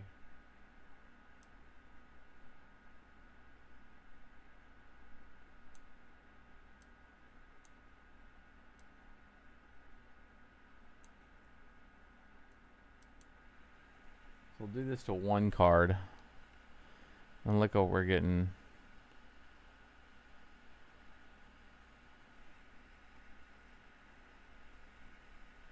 So that looks like it's holding it at about 74 Celsius, and that's about halfway. That's 2,700 RPMs on the fan.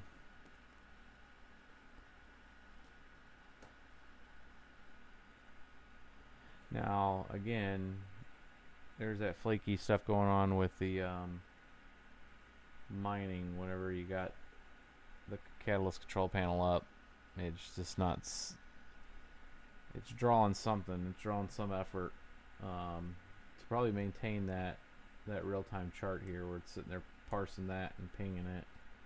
It's parsing the log or however they got it written to either grab it from the driver and just from the sensors in the driver or what. Something is causing it to create some overhead on the actual mining. So this is applying some effort.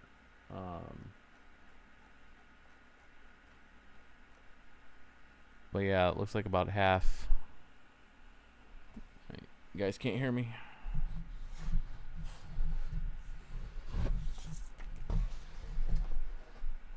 Let's do some rearranging here.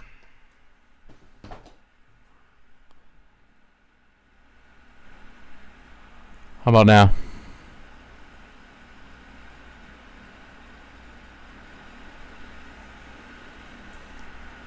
I don't want to clip out.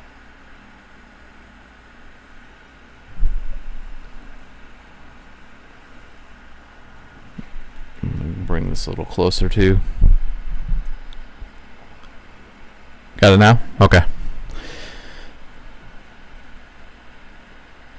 So the fans right now look like about 50%, and it's holding about 73. Here, I'll bring it down. Here, there. That's the middle of where I was at. Sorry, GPT. We're gonna go and bring these up to about 75% and see what it does.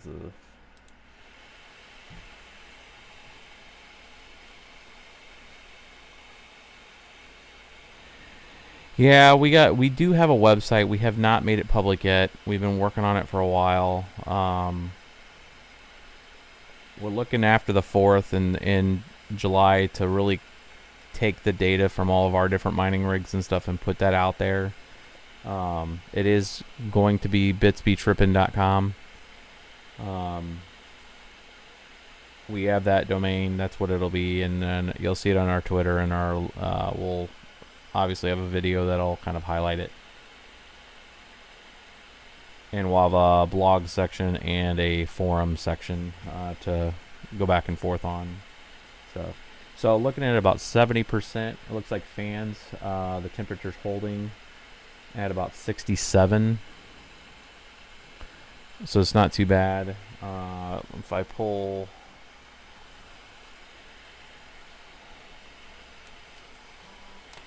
the power, take a look at that.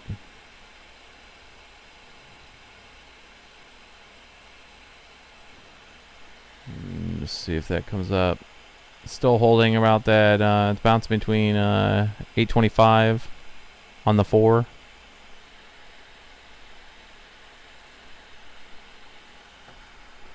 What I'm going to do is take all 4 of them to that same setting, because so we can see here the ones that I have not done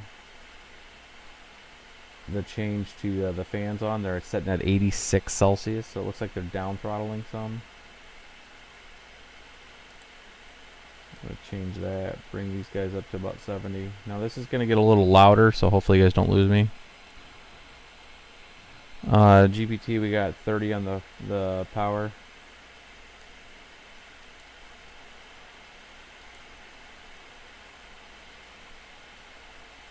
Now these core clocks are saying that they're 1290.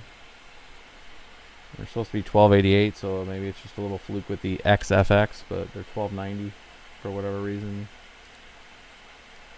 I'm going to bring all these fans up to about 75% to pull down that temperature.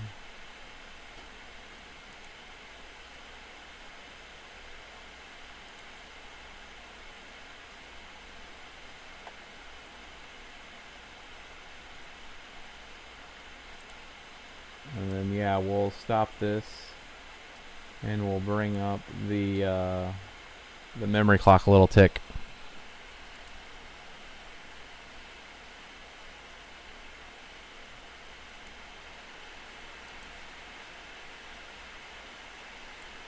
Alright, so we're going to stop that.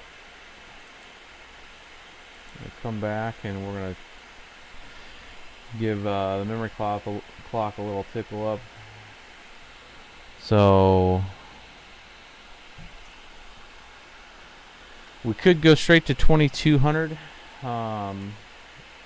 Just go for the beans, but I want to stair step it some 2150.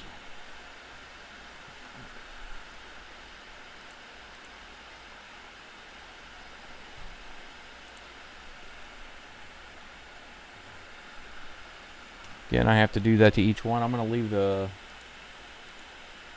actual power settings set still to 30. I'll show you the folks where that's at. This new interface that they got for this is a little interesting. So it's down here, it's kind of bottled up with temperature, and it's the power limit I'm on down here. And that's a little slider here, and you set that. That's set to 30 right now. I put the memory at 2150 right now too, for the people asking.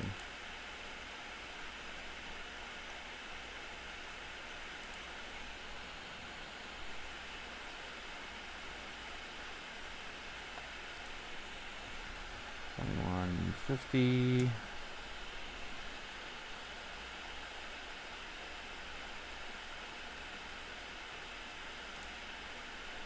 Alright, all of them took 2150 without doing anything. Let's see if it holds the mining.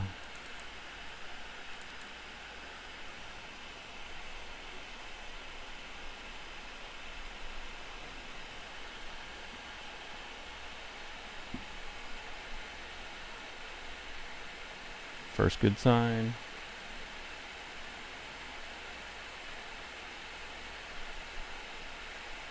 I'm gonna close this to see if it holds the mining a little better than the. I'll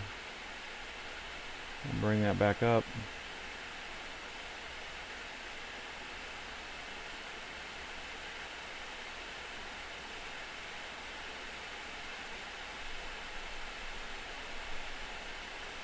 Looks like we're just over 95.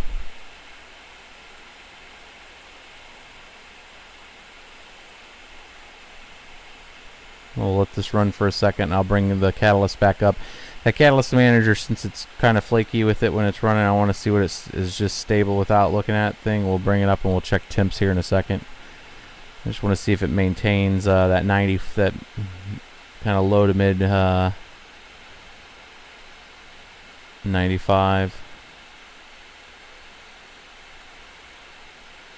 So typically the power limit usually doesn't go over 50, but we'll give it a tickle. Interesting enough, for whatever reason,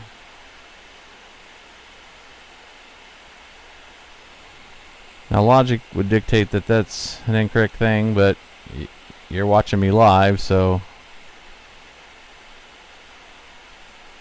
for whatever reason it is lower. It's actually more stable and not jumping around to the 820s, so it looks like it's right at 795.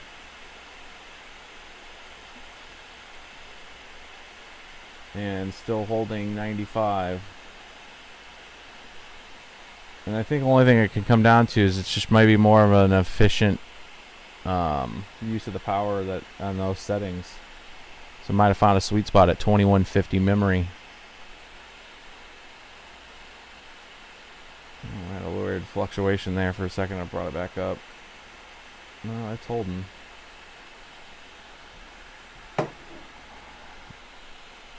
Every once in a while we get that 82, but it's holding pretty good at 95. I'll go ahead and bring up the manager. At that rate, at 95 point, what was that, 95.24?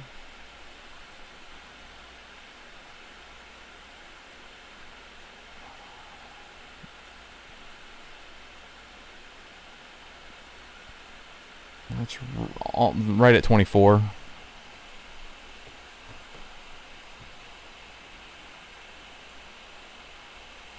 Yeah, for the folks wondering, that's 4 GPUs. We do have 6, but we just got 4 in there right now. Main thing was trying to see how it would compare on an 860 PSU. And why that 860 is important to me is because we've been building R7 370 rigs, which takes 6 cards to pretty much hit what this mega hash is right now. So an R7 360 or 370, sorry, overclocked at 1125 at 1600 memory does about 94 to 97 mega hash, and that's 6 cards. So this is doing that with 4 cards at less power. But those cards are about 150, 160 a piece. So it's a little cheaper on the same power.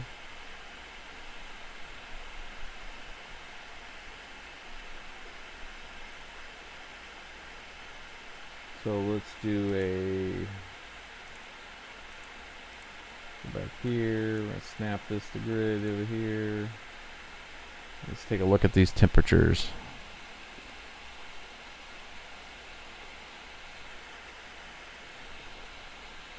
Yeah, Frank, that's what we're trying to do. We're trying to get kind of live and in person. You know, there's one thing, and God love people that type their time investment to write the blogs and get that information out to people, but I think there's something special about doing it live and with all the frills of discovery at the same time. So that's why we're doing it live right now with everybody.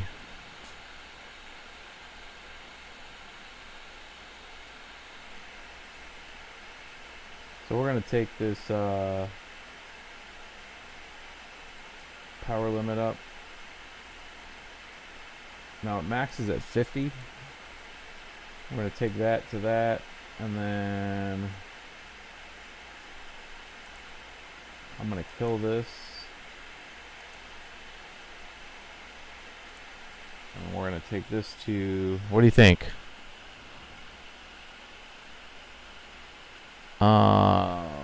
Do we do 2200 or we go for 2275?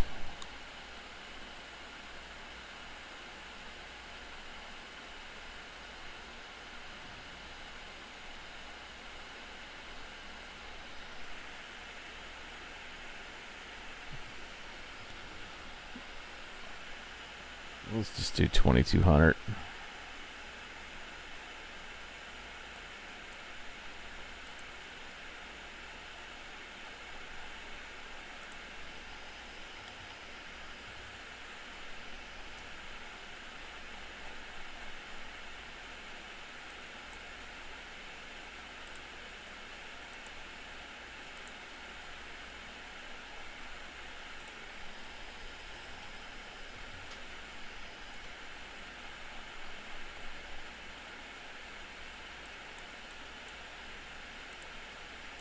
We'll back that power setting down too.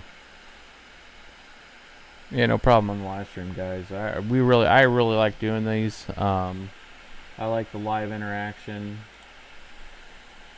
I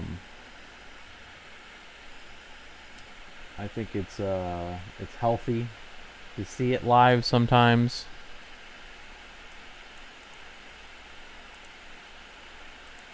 Because you kind of get the real gist of, you know, okay, that didn't work, we'll try this. You get that trial and error.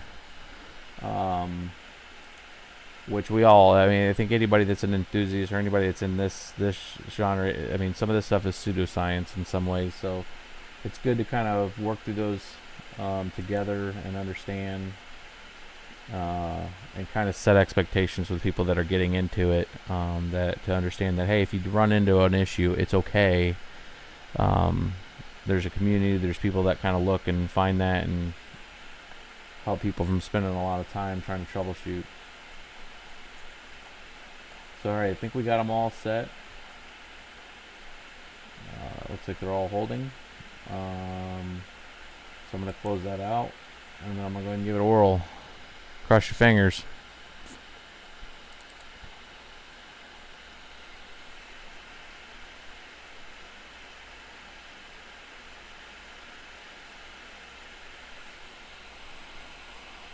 And this is the real trick too, to see if this 860 can hold it.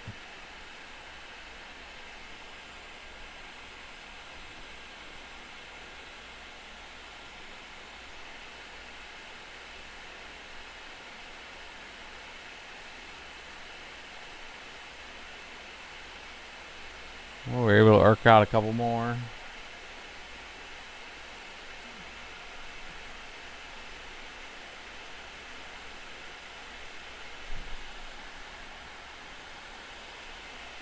We're at 97 and holding.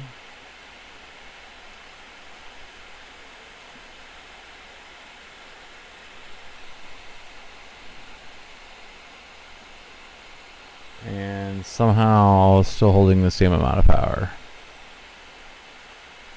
It might creep up into the 800 now once the fans and or once the starts really doing its throttling.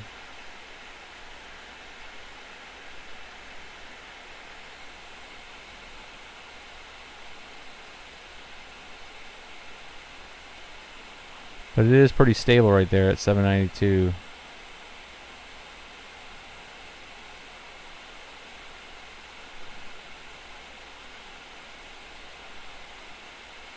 Yeah, I think the power supply's got it. We think we should take her a tickle up to 2225. It should be stair steps up until it crashes now at this point. So let's take it until she either goes pop, or if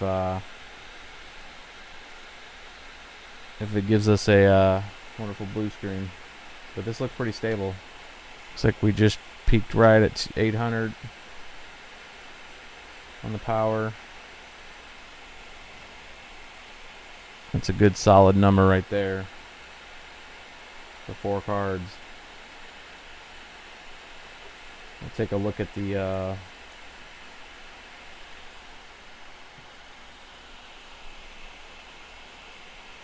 let's look here.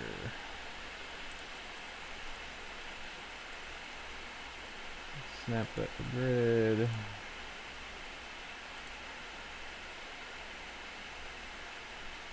So again, that's 1290 on the core for these cards. 2200 on the memory, and it's holding. Looks like we got the fans at about 75. Well, it's more like 80%. And we got a nice, cool 63 Celsius right now on the cards.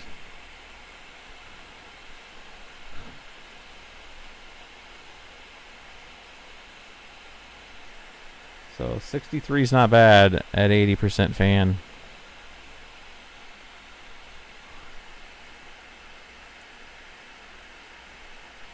I'm going to leave the power limit obviously at 50. We're going to take this down. This first one. Let's stair step at 2225.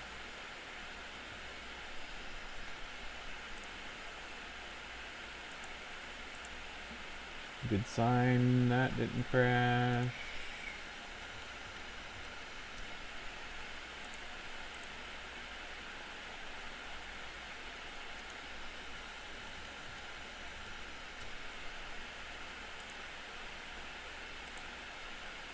Oh, I got a lag.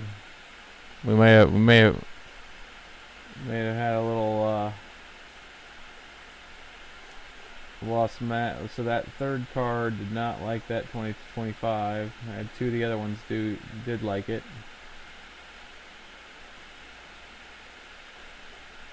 Yeah, it looks like I got a system froze.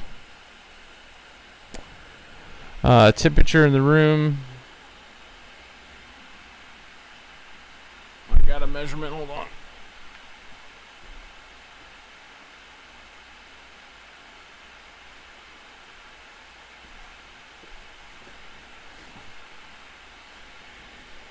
Ambient in the room is that. That's what I got going on right now. 39% humidity, 75. This number over here is the peak and the low, and then like the last standing hour. So it's all been 75 in here. So yeah, I got a hard froze. I'm gonna give it a power down. I'm gonna bring her back up. What we're gonna do is I'm gonna leave that third card at 2200. I'm gonna keep the other 2 at 2225, and we're gonna start calling this the quest for 100 Fahrenheit. Or that was Fahrenheit. There we go. How about that trick? I got a button on there that switches it to Celsius.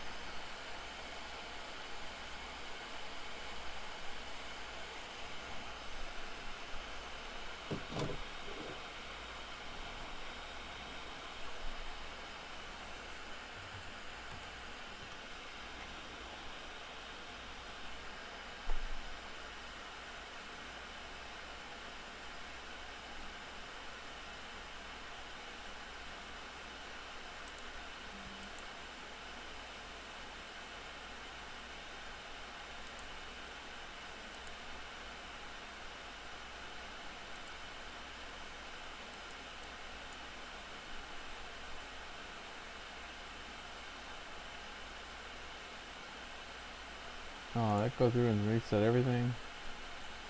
Those bastards.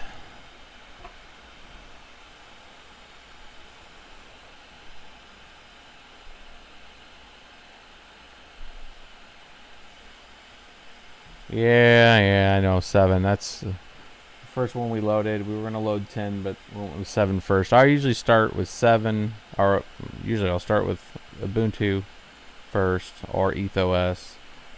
Then we go 7, 8, 10, and try them on all 3 just to see. Progressively getting faster on the installs. 7 slowest send. Alright, so it's going to make me go through and do these. So, let's see here, that's the second card, 22, 25.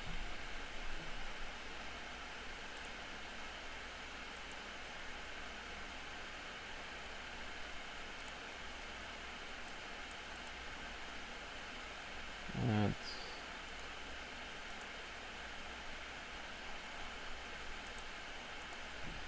22, 25.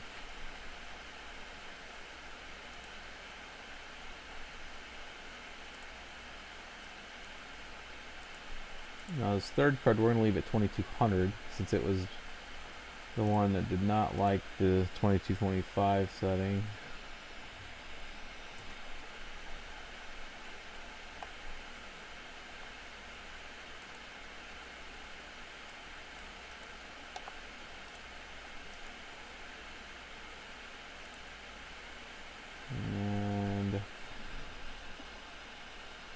We'll do this one at 2200 also, and then I'll come back in and do this one at 2225. I just want to see what 2 of them do by tickling the upper echelon there. And we're bringing all the power settings to 50. All right.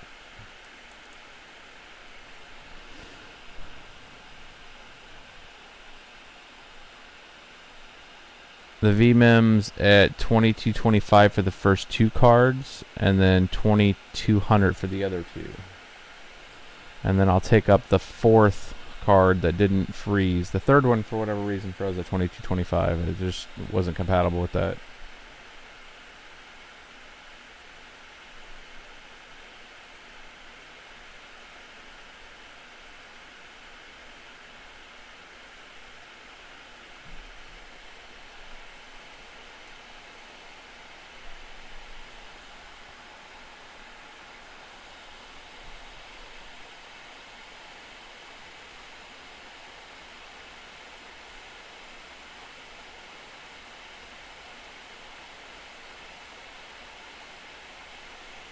It tickled the 98 for a second.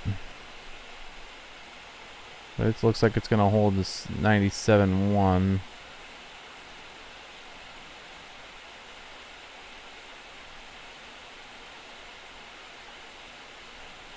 It's right on the edge of popping into the 98.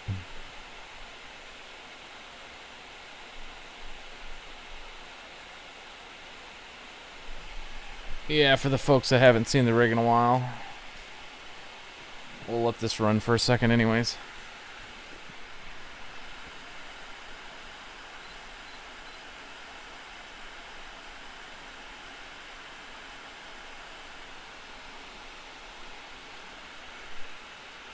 Yeah, we'll get a better view of it.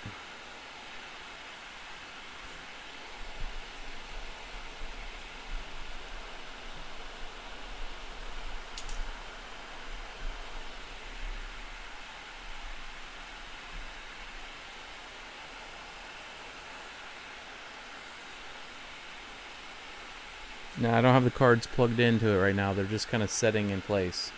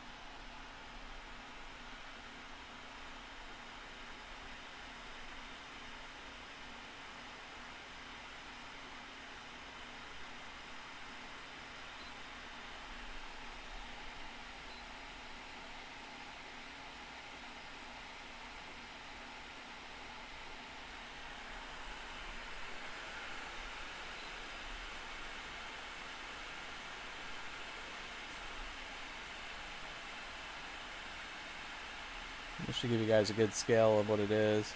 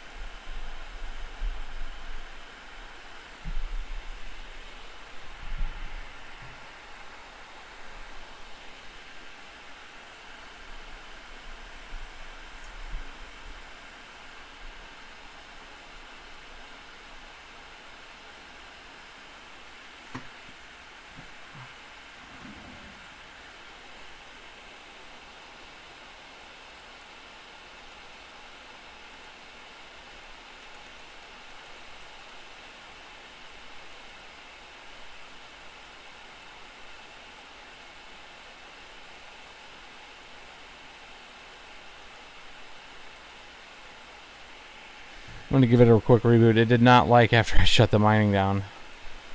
It ran, it was running very good, but it looks like it's right on the edge of being unstable.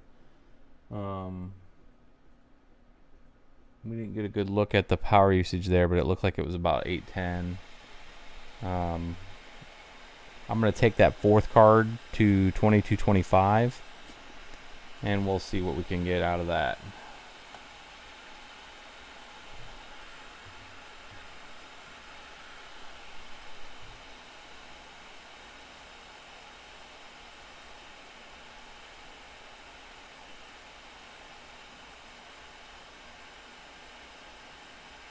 No, we haven't tried anything with another algorithm. We do have one of our upcoming episodes. We're going to try to do four things at the same time on the same rig. I think it's deck, Ethereum, Scicoin for the I think Sci, and then we're going to do storage all in the same rig. Four things. Have a 2 terabyte hard drive for Sci, and then a 1 terabyte or 2 terabyte for storage. Have those both going, running the daemons on those, and then kind of walk everybody through a full setup of setting up the entire rig from cradle to grave to have 4 things on that running at the same time. I think it'd be a pretty slick build.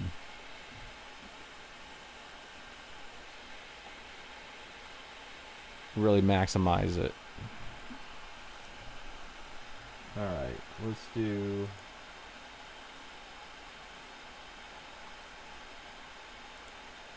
I'm going to put this to the 4th card.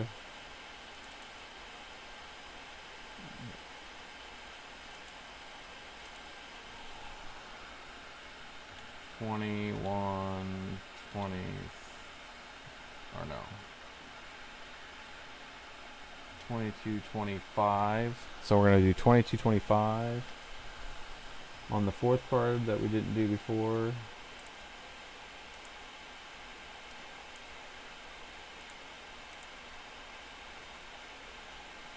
On that reboot, it's not saving my settings. So 21. I know.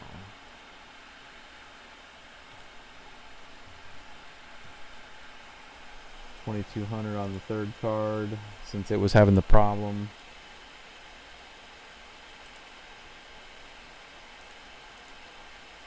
And why I say a problem is we're trying to overclock the crap out of it, and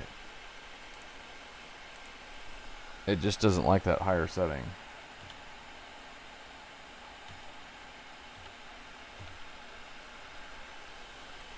So all the cards will have 2225, besides one of the cards that isn't liking that setting is going to have 2200, and then we will make sure that that works, and if it does, then we're going to take the ones that are acting a little unstable, or the ones that are acting stable at 2225, we'll try to take them to 2250.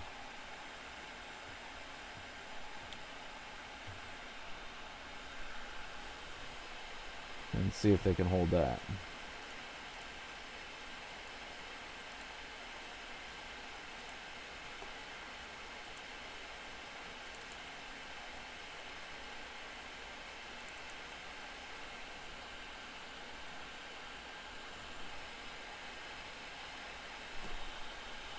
I'll zoom in here in a second.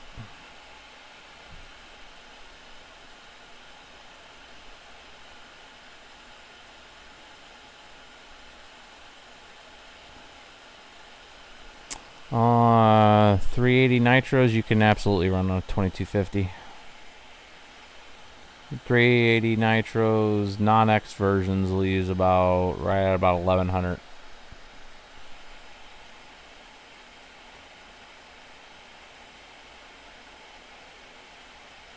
Actually, that's overclocked, and that's a 380X. It'll actually use less than that.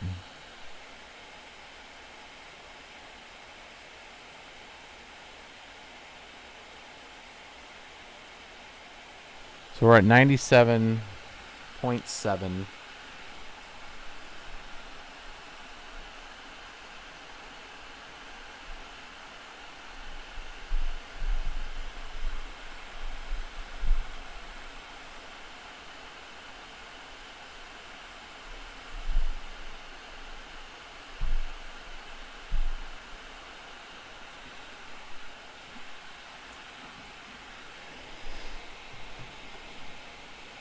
No, not 3 times, 6 times.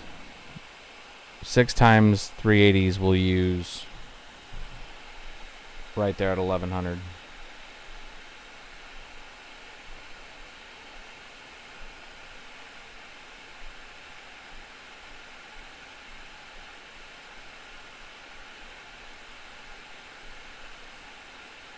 So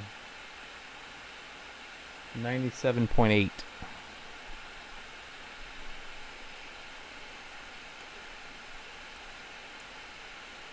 This is the quest for 100. Let's see what we can do.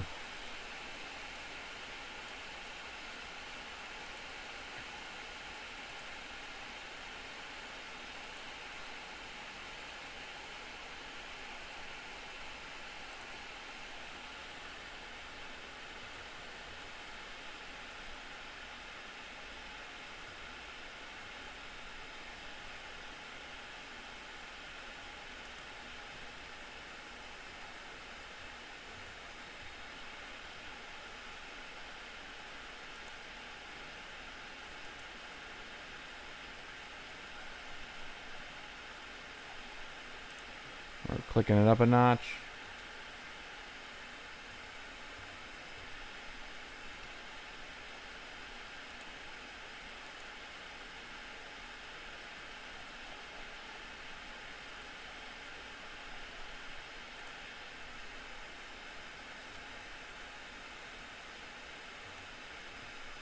We're at 2250.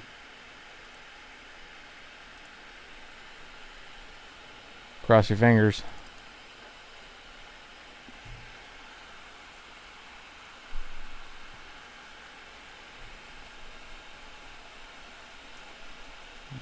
Exciting times. Can it handle it?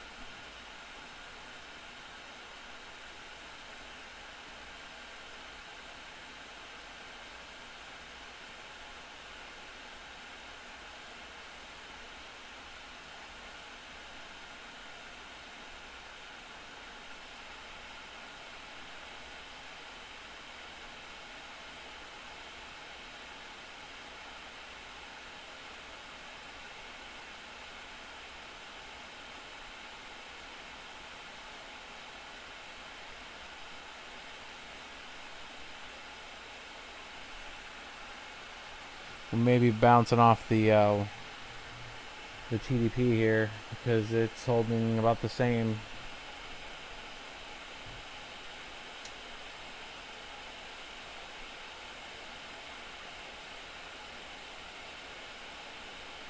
Which makes sense.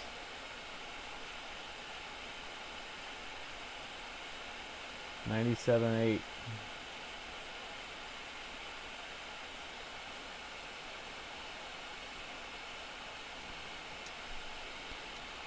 Yeah, Frank, all of them, 3 of them are 2250 and one's 2200.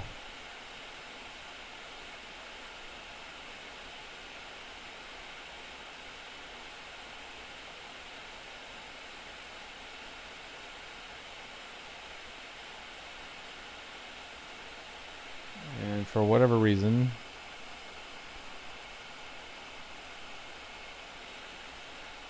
775.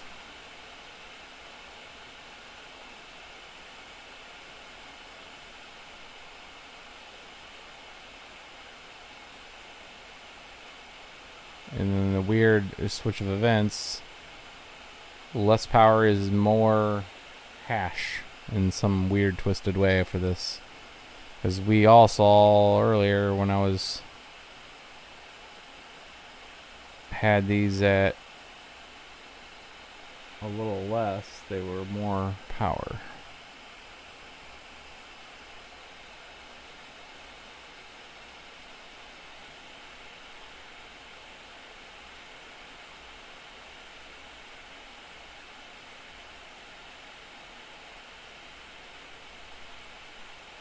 $777.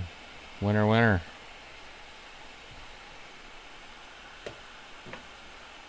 $97.7. Or yeah, 97.7. So we're looking at 97.7 divided by 4. We're looking right about 24.5 ish. So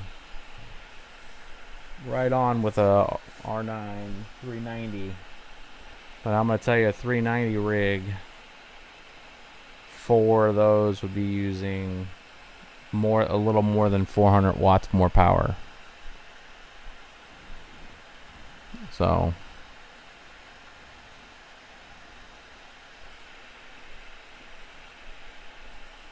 a 390 rig that's set to about 25 mega hash, 26 mega hash puts out about 12. It depends what power supply you're using, but we had them on a G2 1300 EVGA, and it was right at 1278 watts.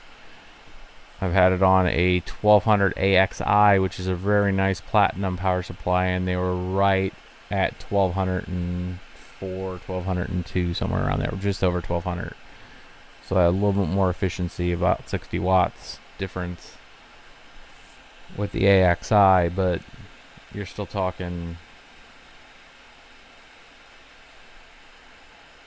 1200 watts, where this is 775.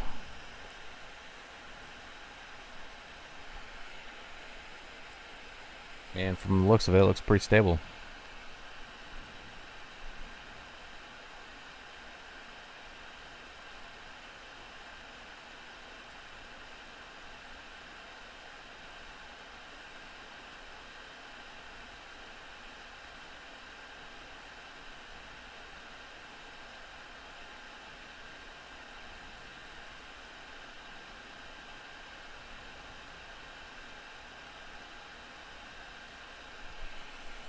Nope, not at all. I agree.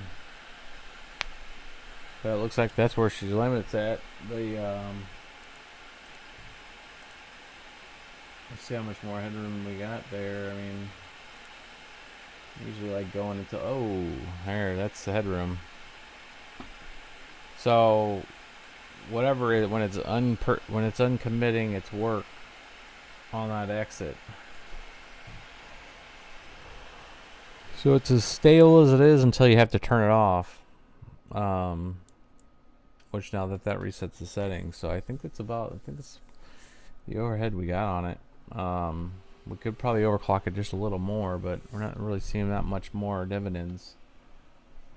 I don't know where that 27's getting at.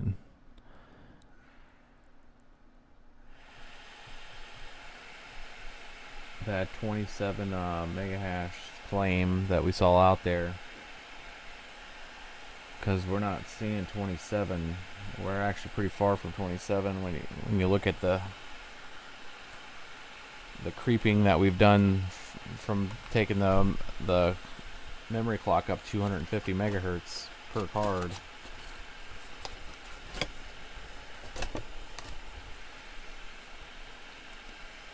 That is the one that we got with a clear picture. I don't know if you guys can see that as clear, but if it's streaming that well, but that's it. So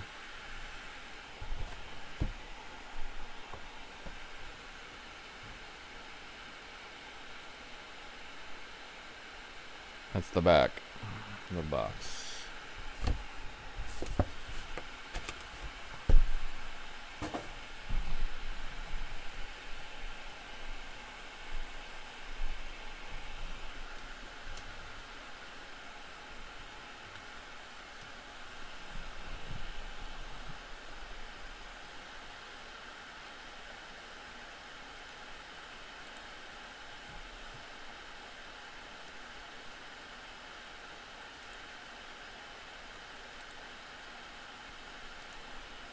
Gaming under that. Just for shits and giggles. Let's just see if it was a weird.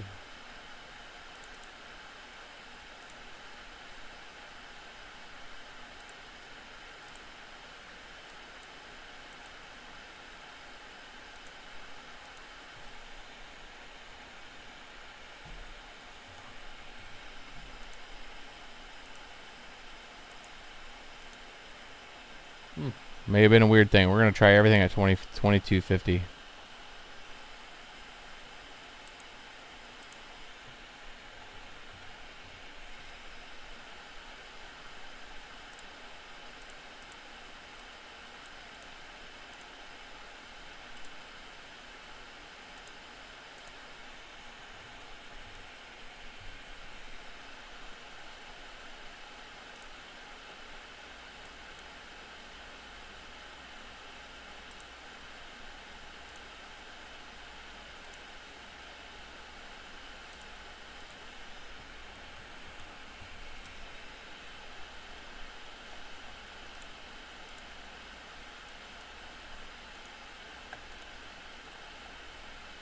Alright, they're all there. Let's see what happens.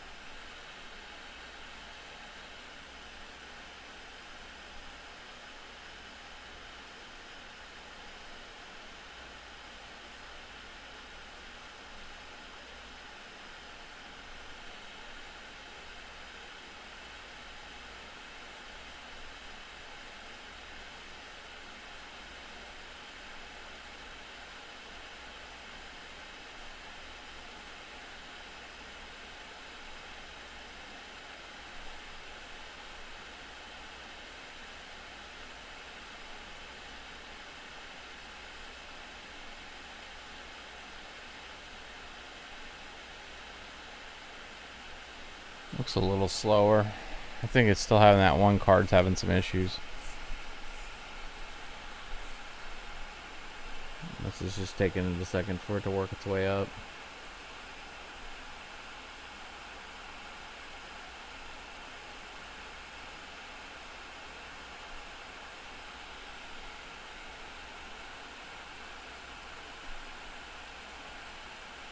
And that's a little slower. So that 1/3 card that was having the issues, leaving that at 2200, was actually giving us a little more.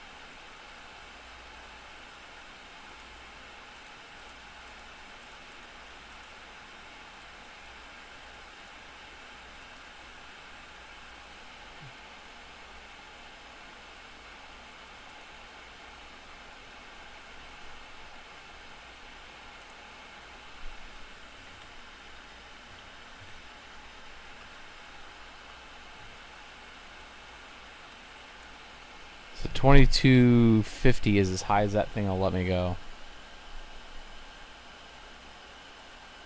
They're about 24.5 mega hash each card.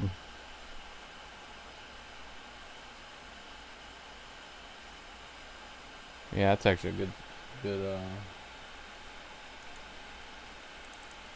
good suggestion of figuring out which one give me the issue.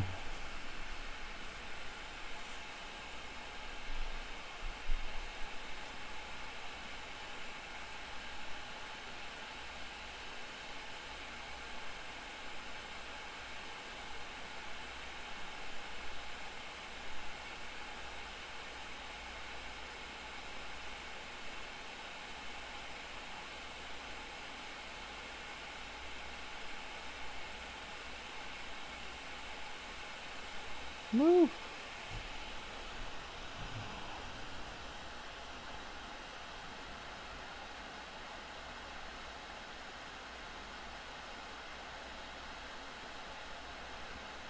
I think it's actually holding the 25 now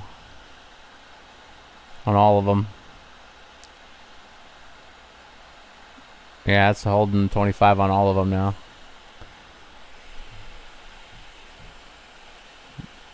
$98.3.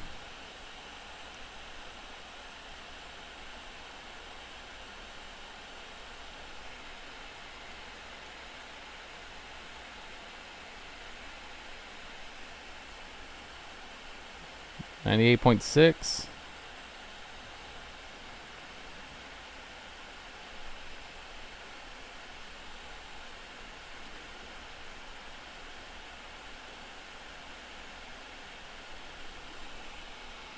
Not bad at all.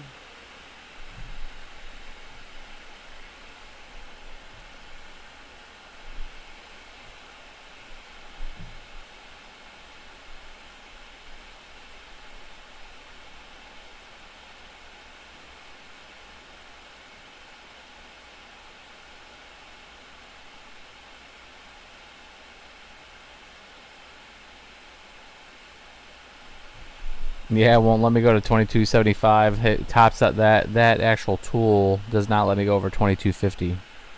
I just try to do that 2275. We were thinking alike.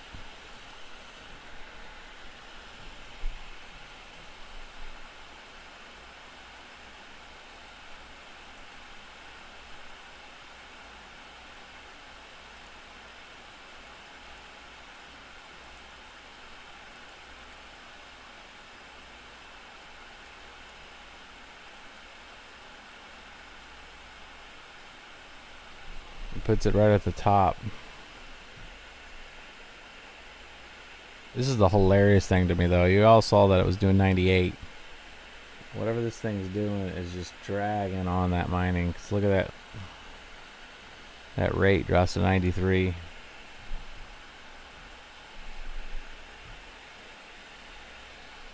There's the power usage.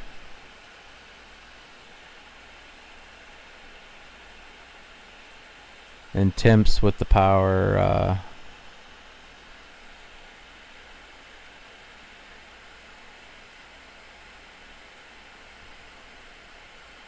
There's the amps.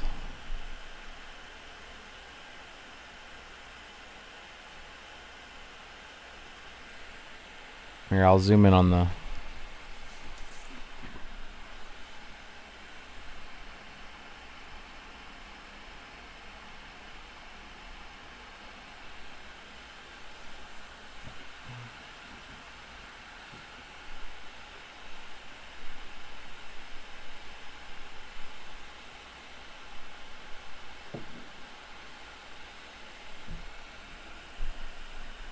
So 67.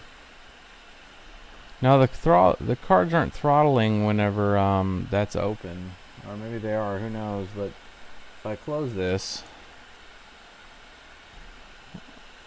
you'll watch the rates go back up. See that crap? What kind of crap is that, AMD? Whatever they're building is dragging hard on those cards. Whenever you have that interface up.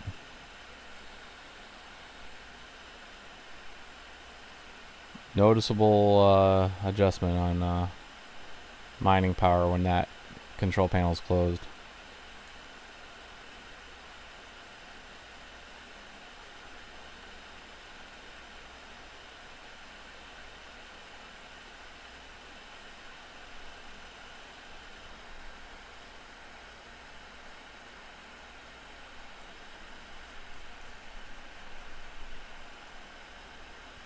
Yeah, I think it's under 200 a card for sure. I mean, 800. So just minus the 45 for the. So if that was 805 minus 45 divided by 4, that's roughly around 190, 185 a card right now, with their fans at 75%, 85%. No, these are the 8 gig cards, Roy.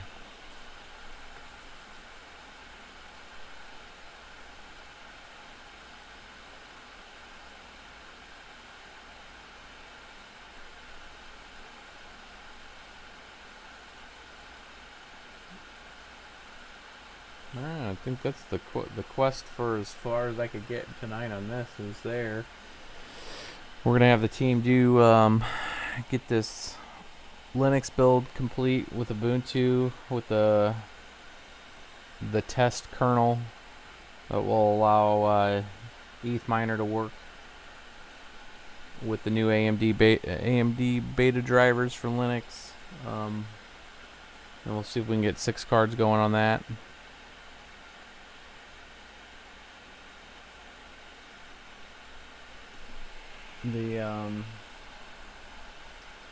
And see what else we can put out of it. But I think we've done the duty on these tonight.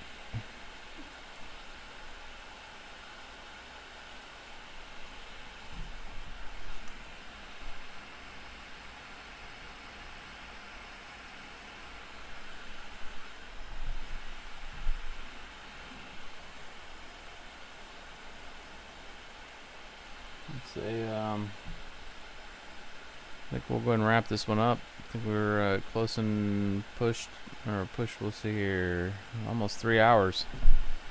So another marathon. I think some of you guys stuck with me most of the time, so thanks for that.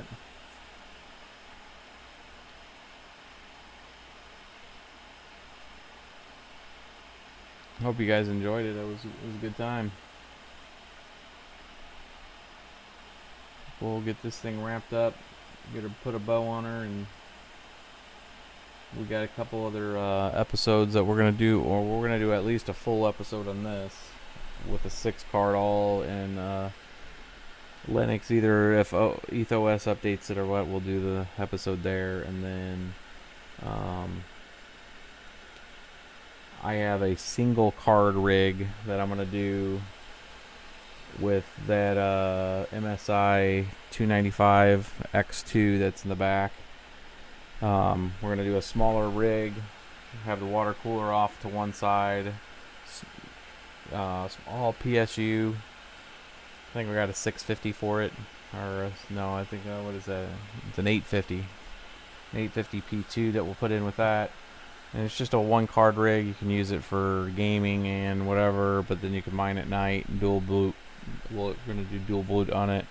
The 295 X2 still puts out an amazing amount. I think we got that one locked in at 54 mega hash, which is pretty decent. And then we got a pair of the 1080s, and I got 2 1070s coming in, the strict edition. And then we obviously got the 480s here. But I want to do an Oculus and a VR kind of showdown, kind of show people some benchmarks, with some different setups. A pair of these, a pair of those 1080s, a pair of the 1070s, and then I'll go with a single 1080 and then a single 480. And see how those show down. So just give us suggestions. Obviously, we're trying to get it as soon as the stuff comes out, and then bring it to you guys live, and then we'll follow up with a good episode. So share it out, ask questions, and we'll get them answered, man. Thanks for sticking with us, guys. We're out.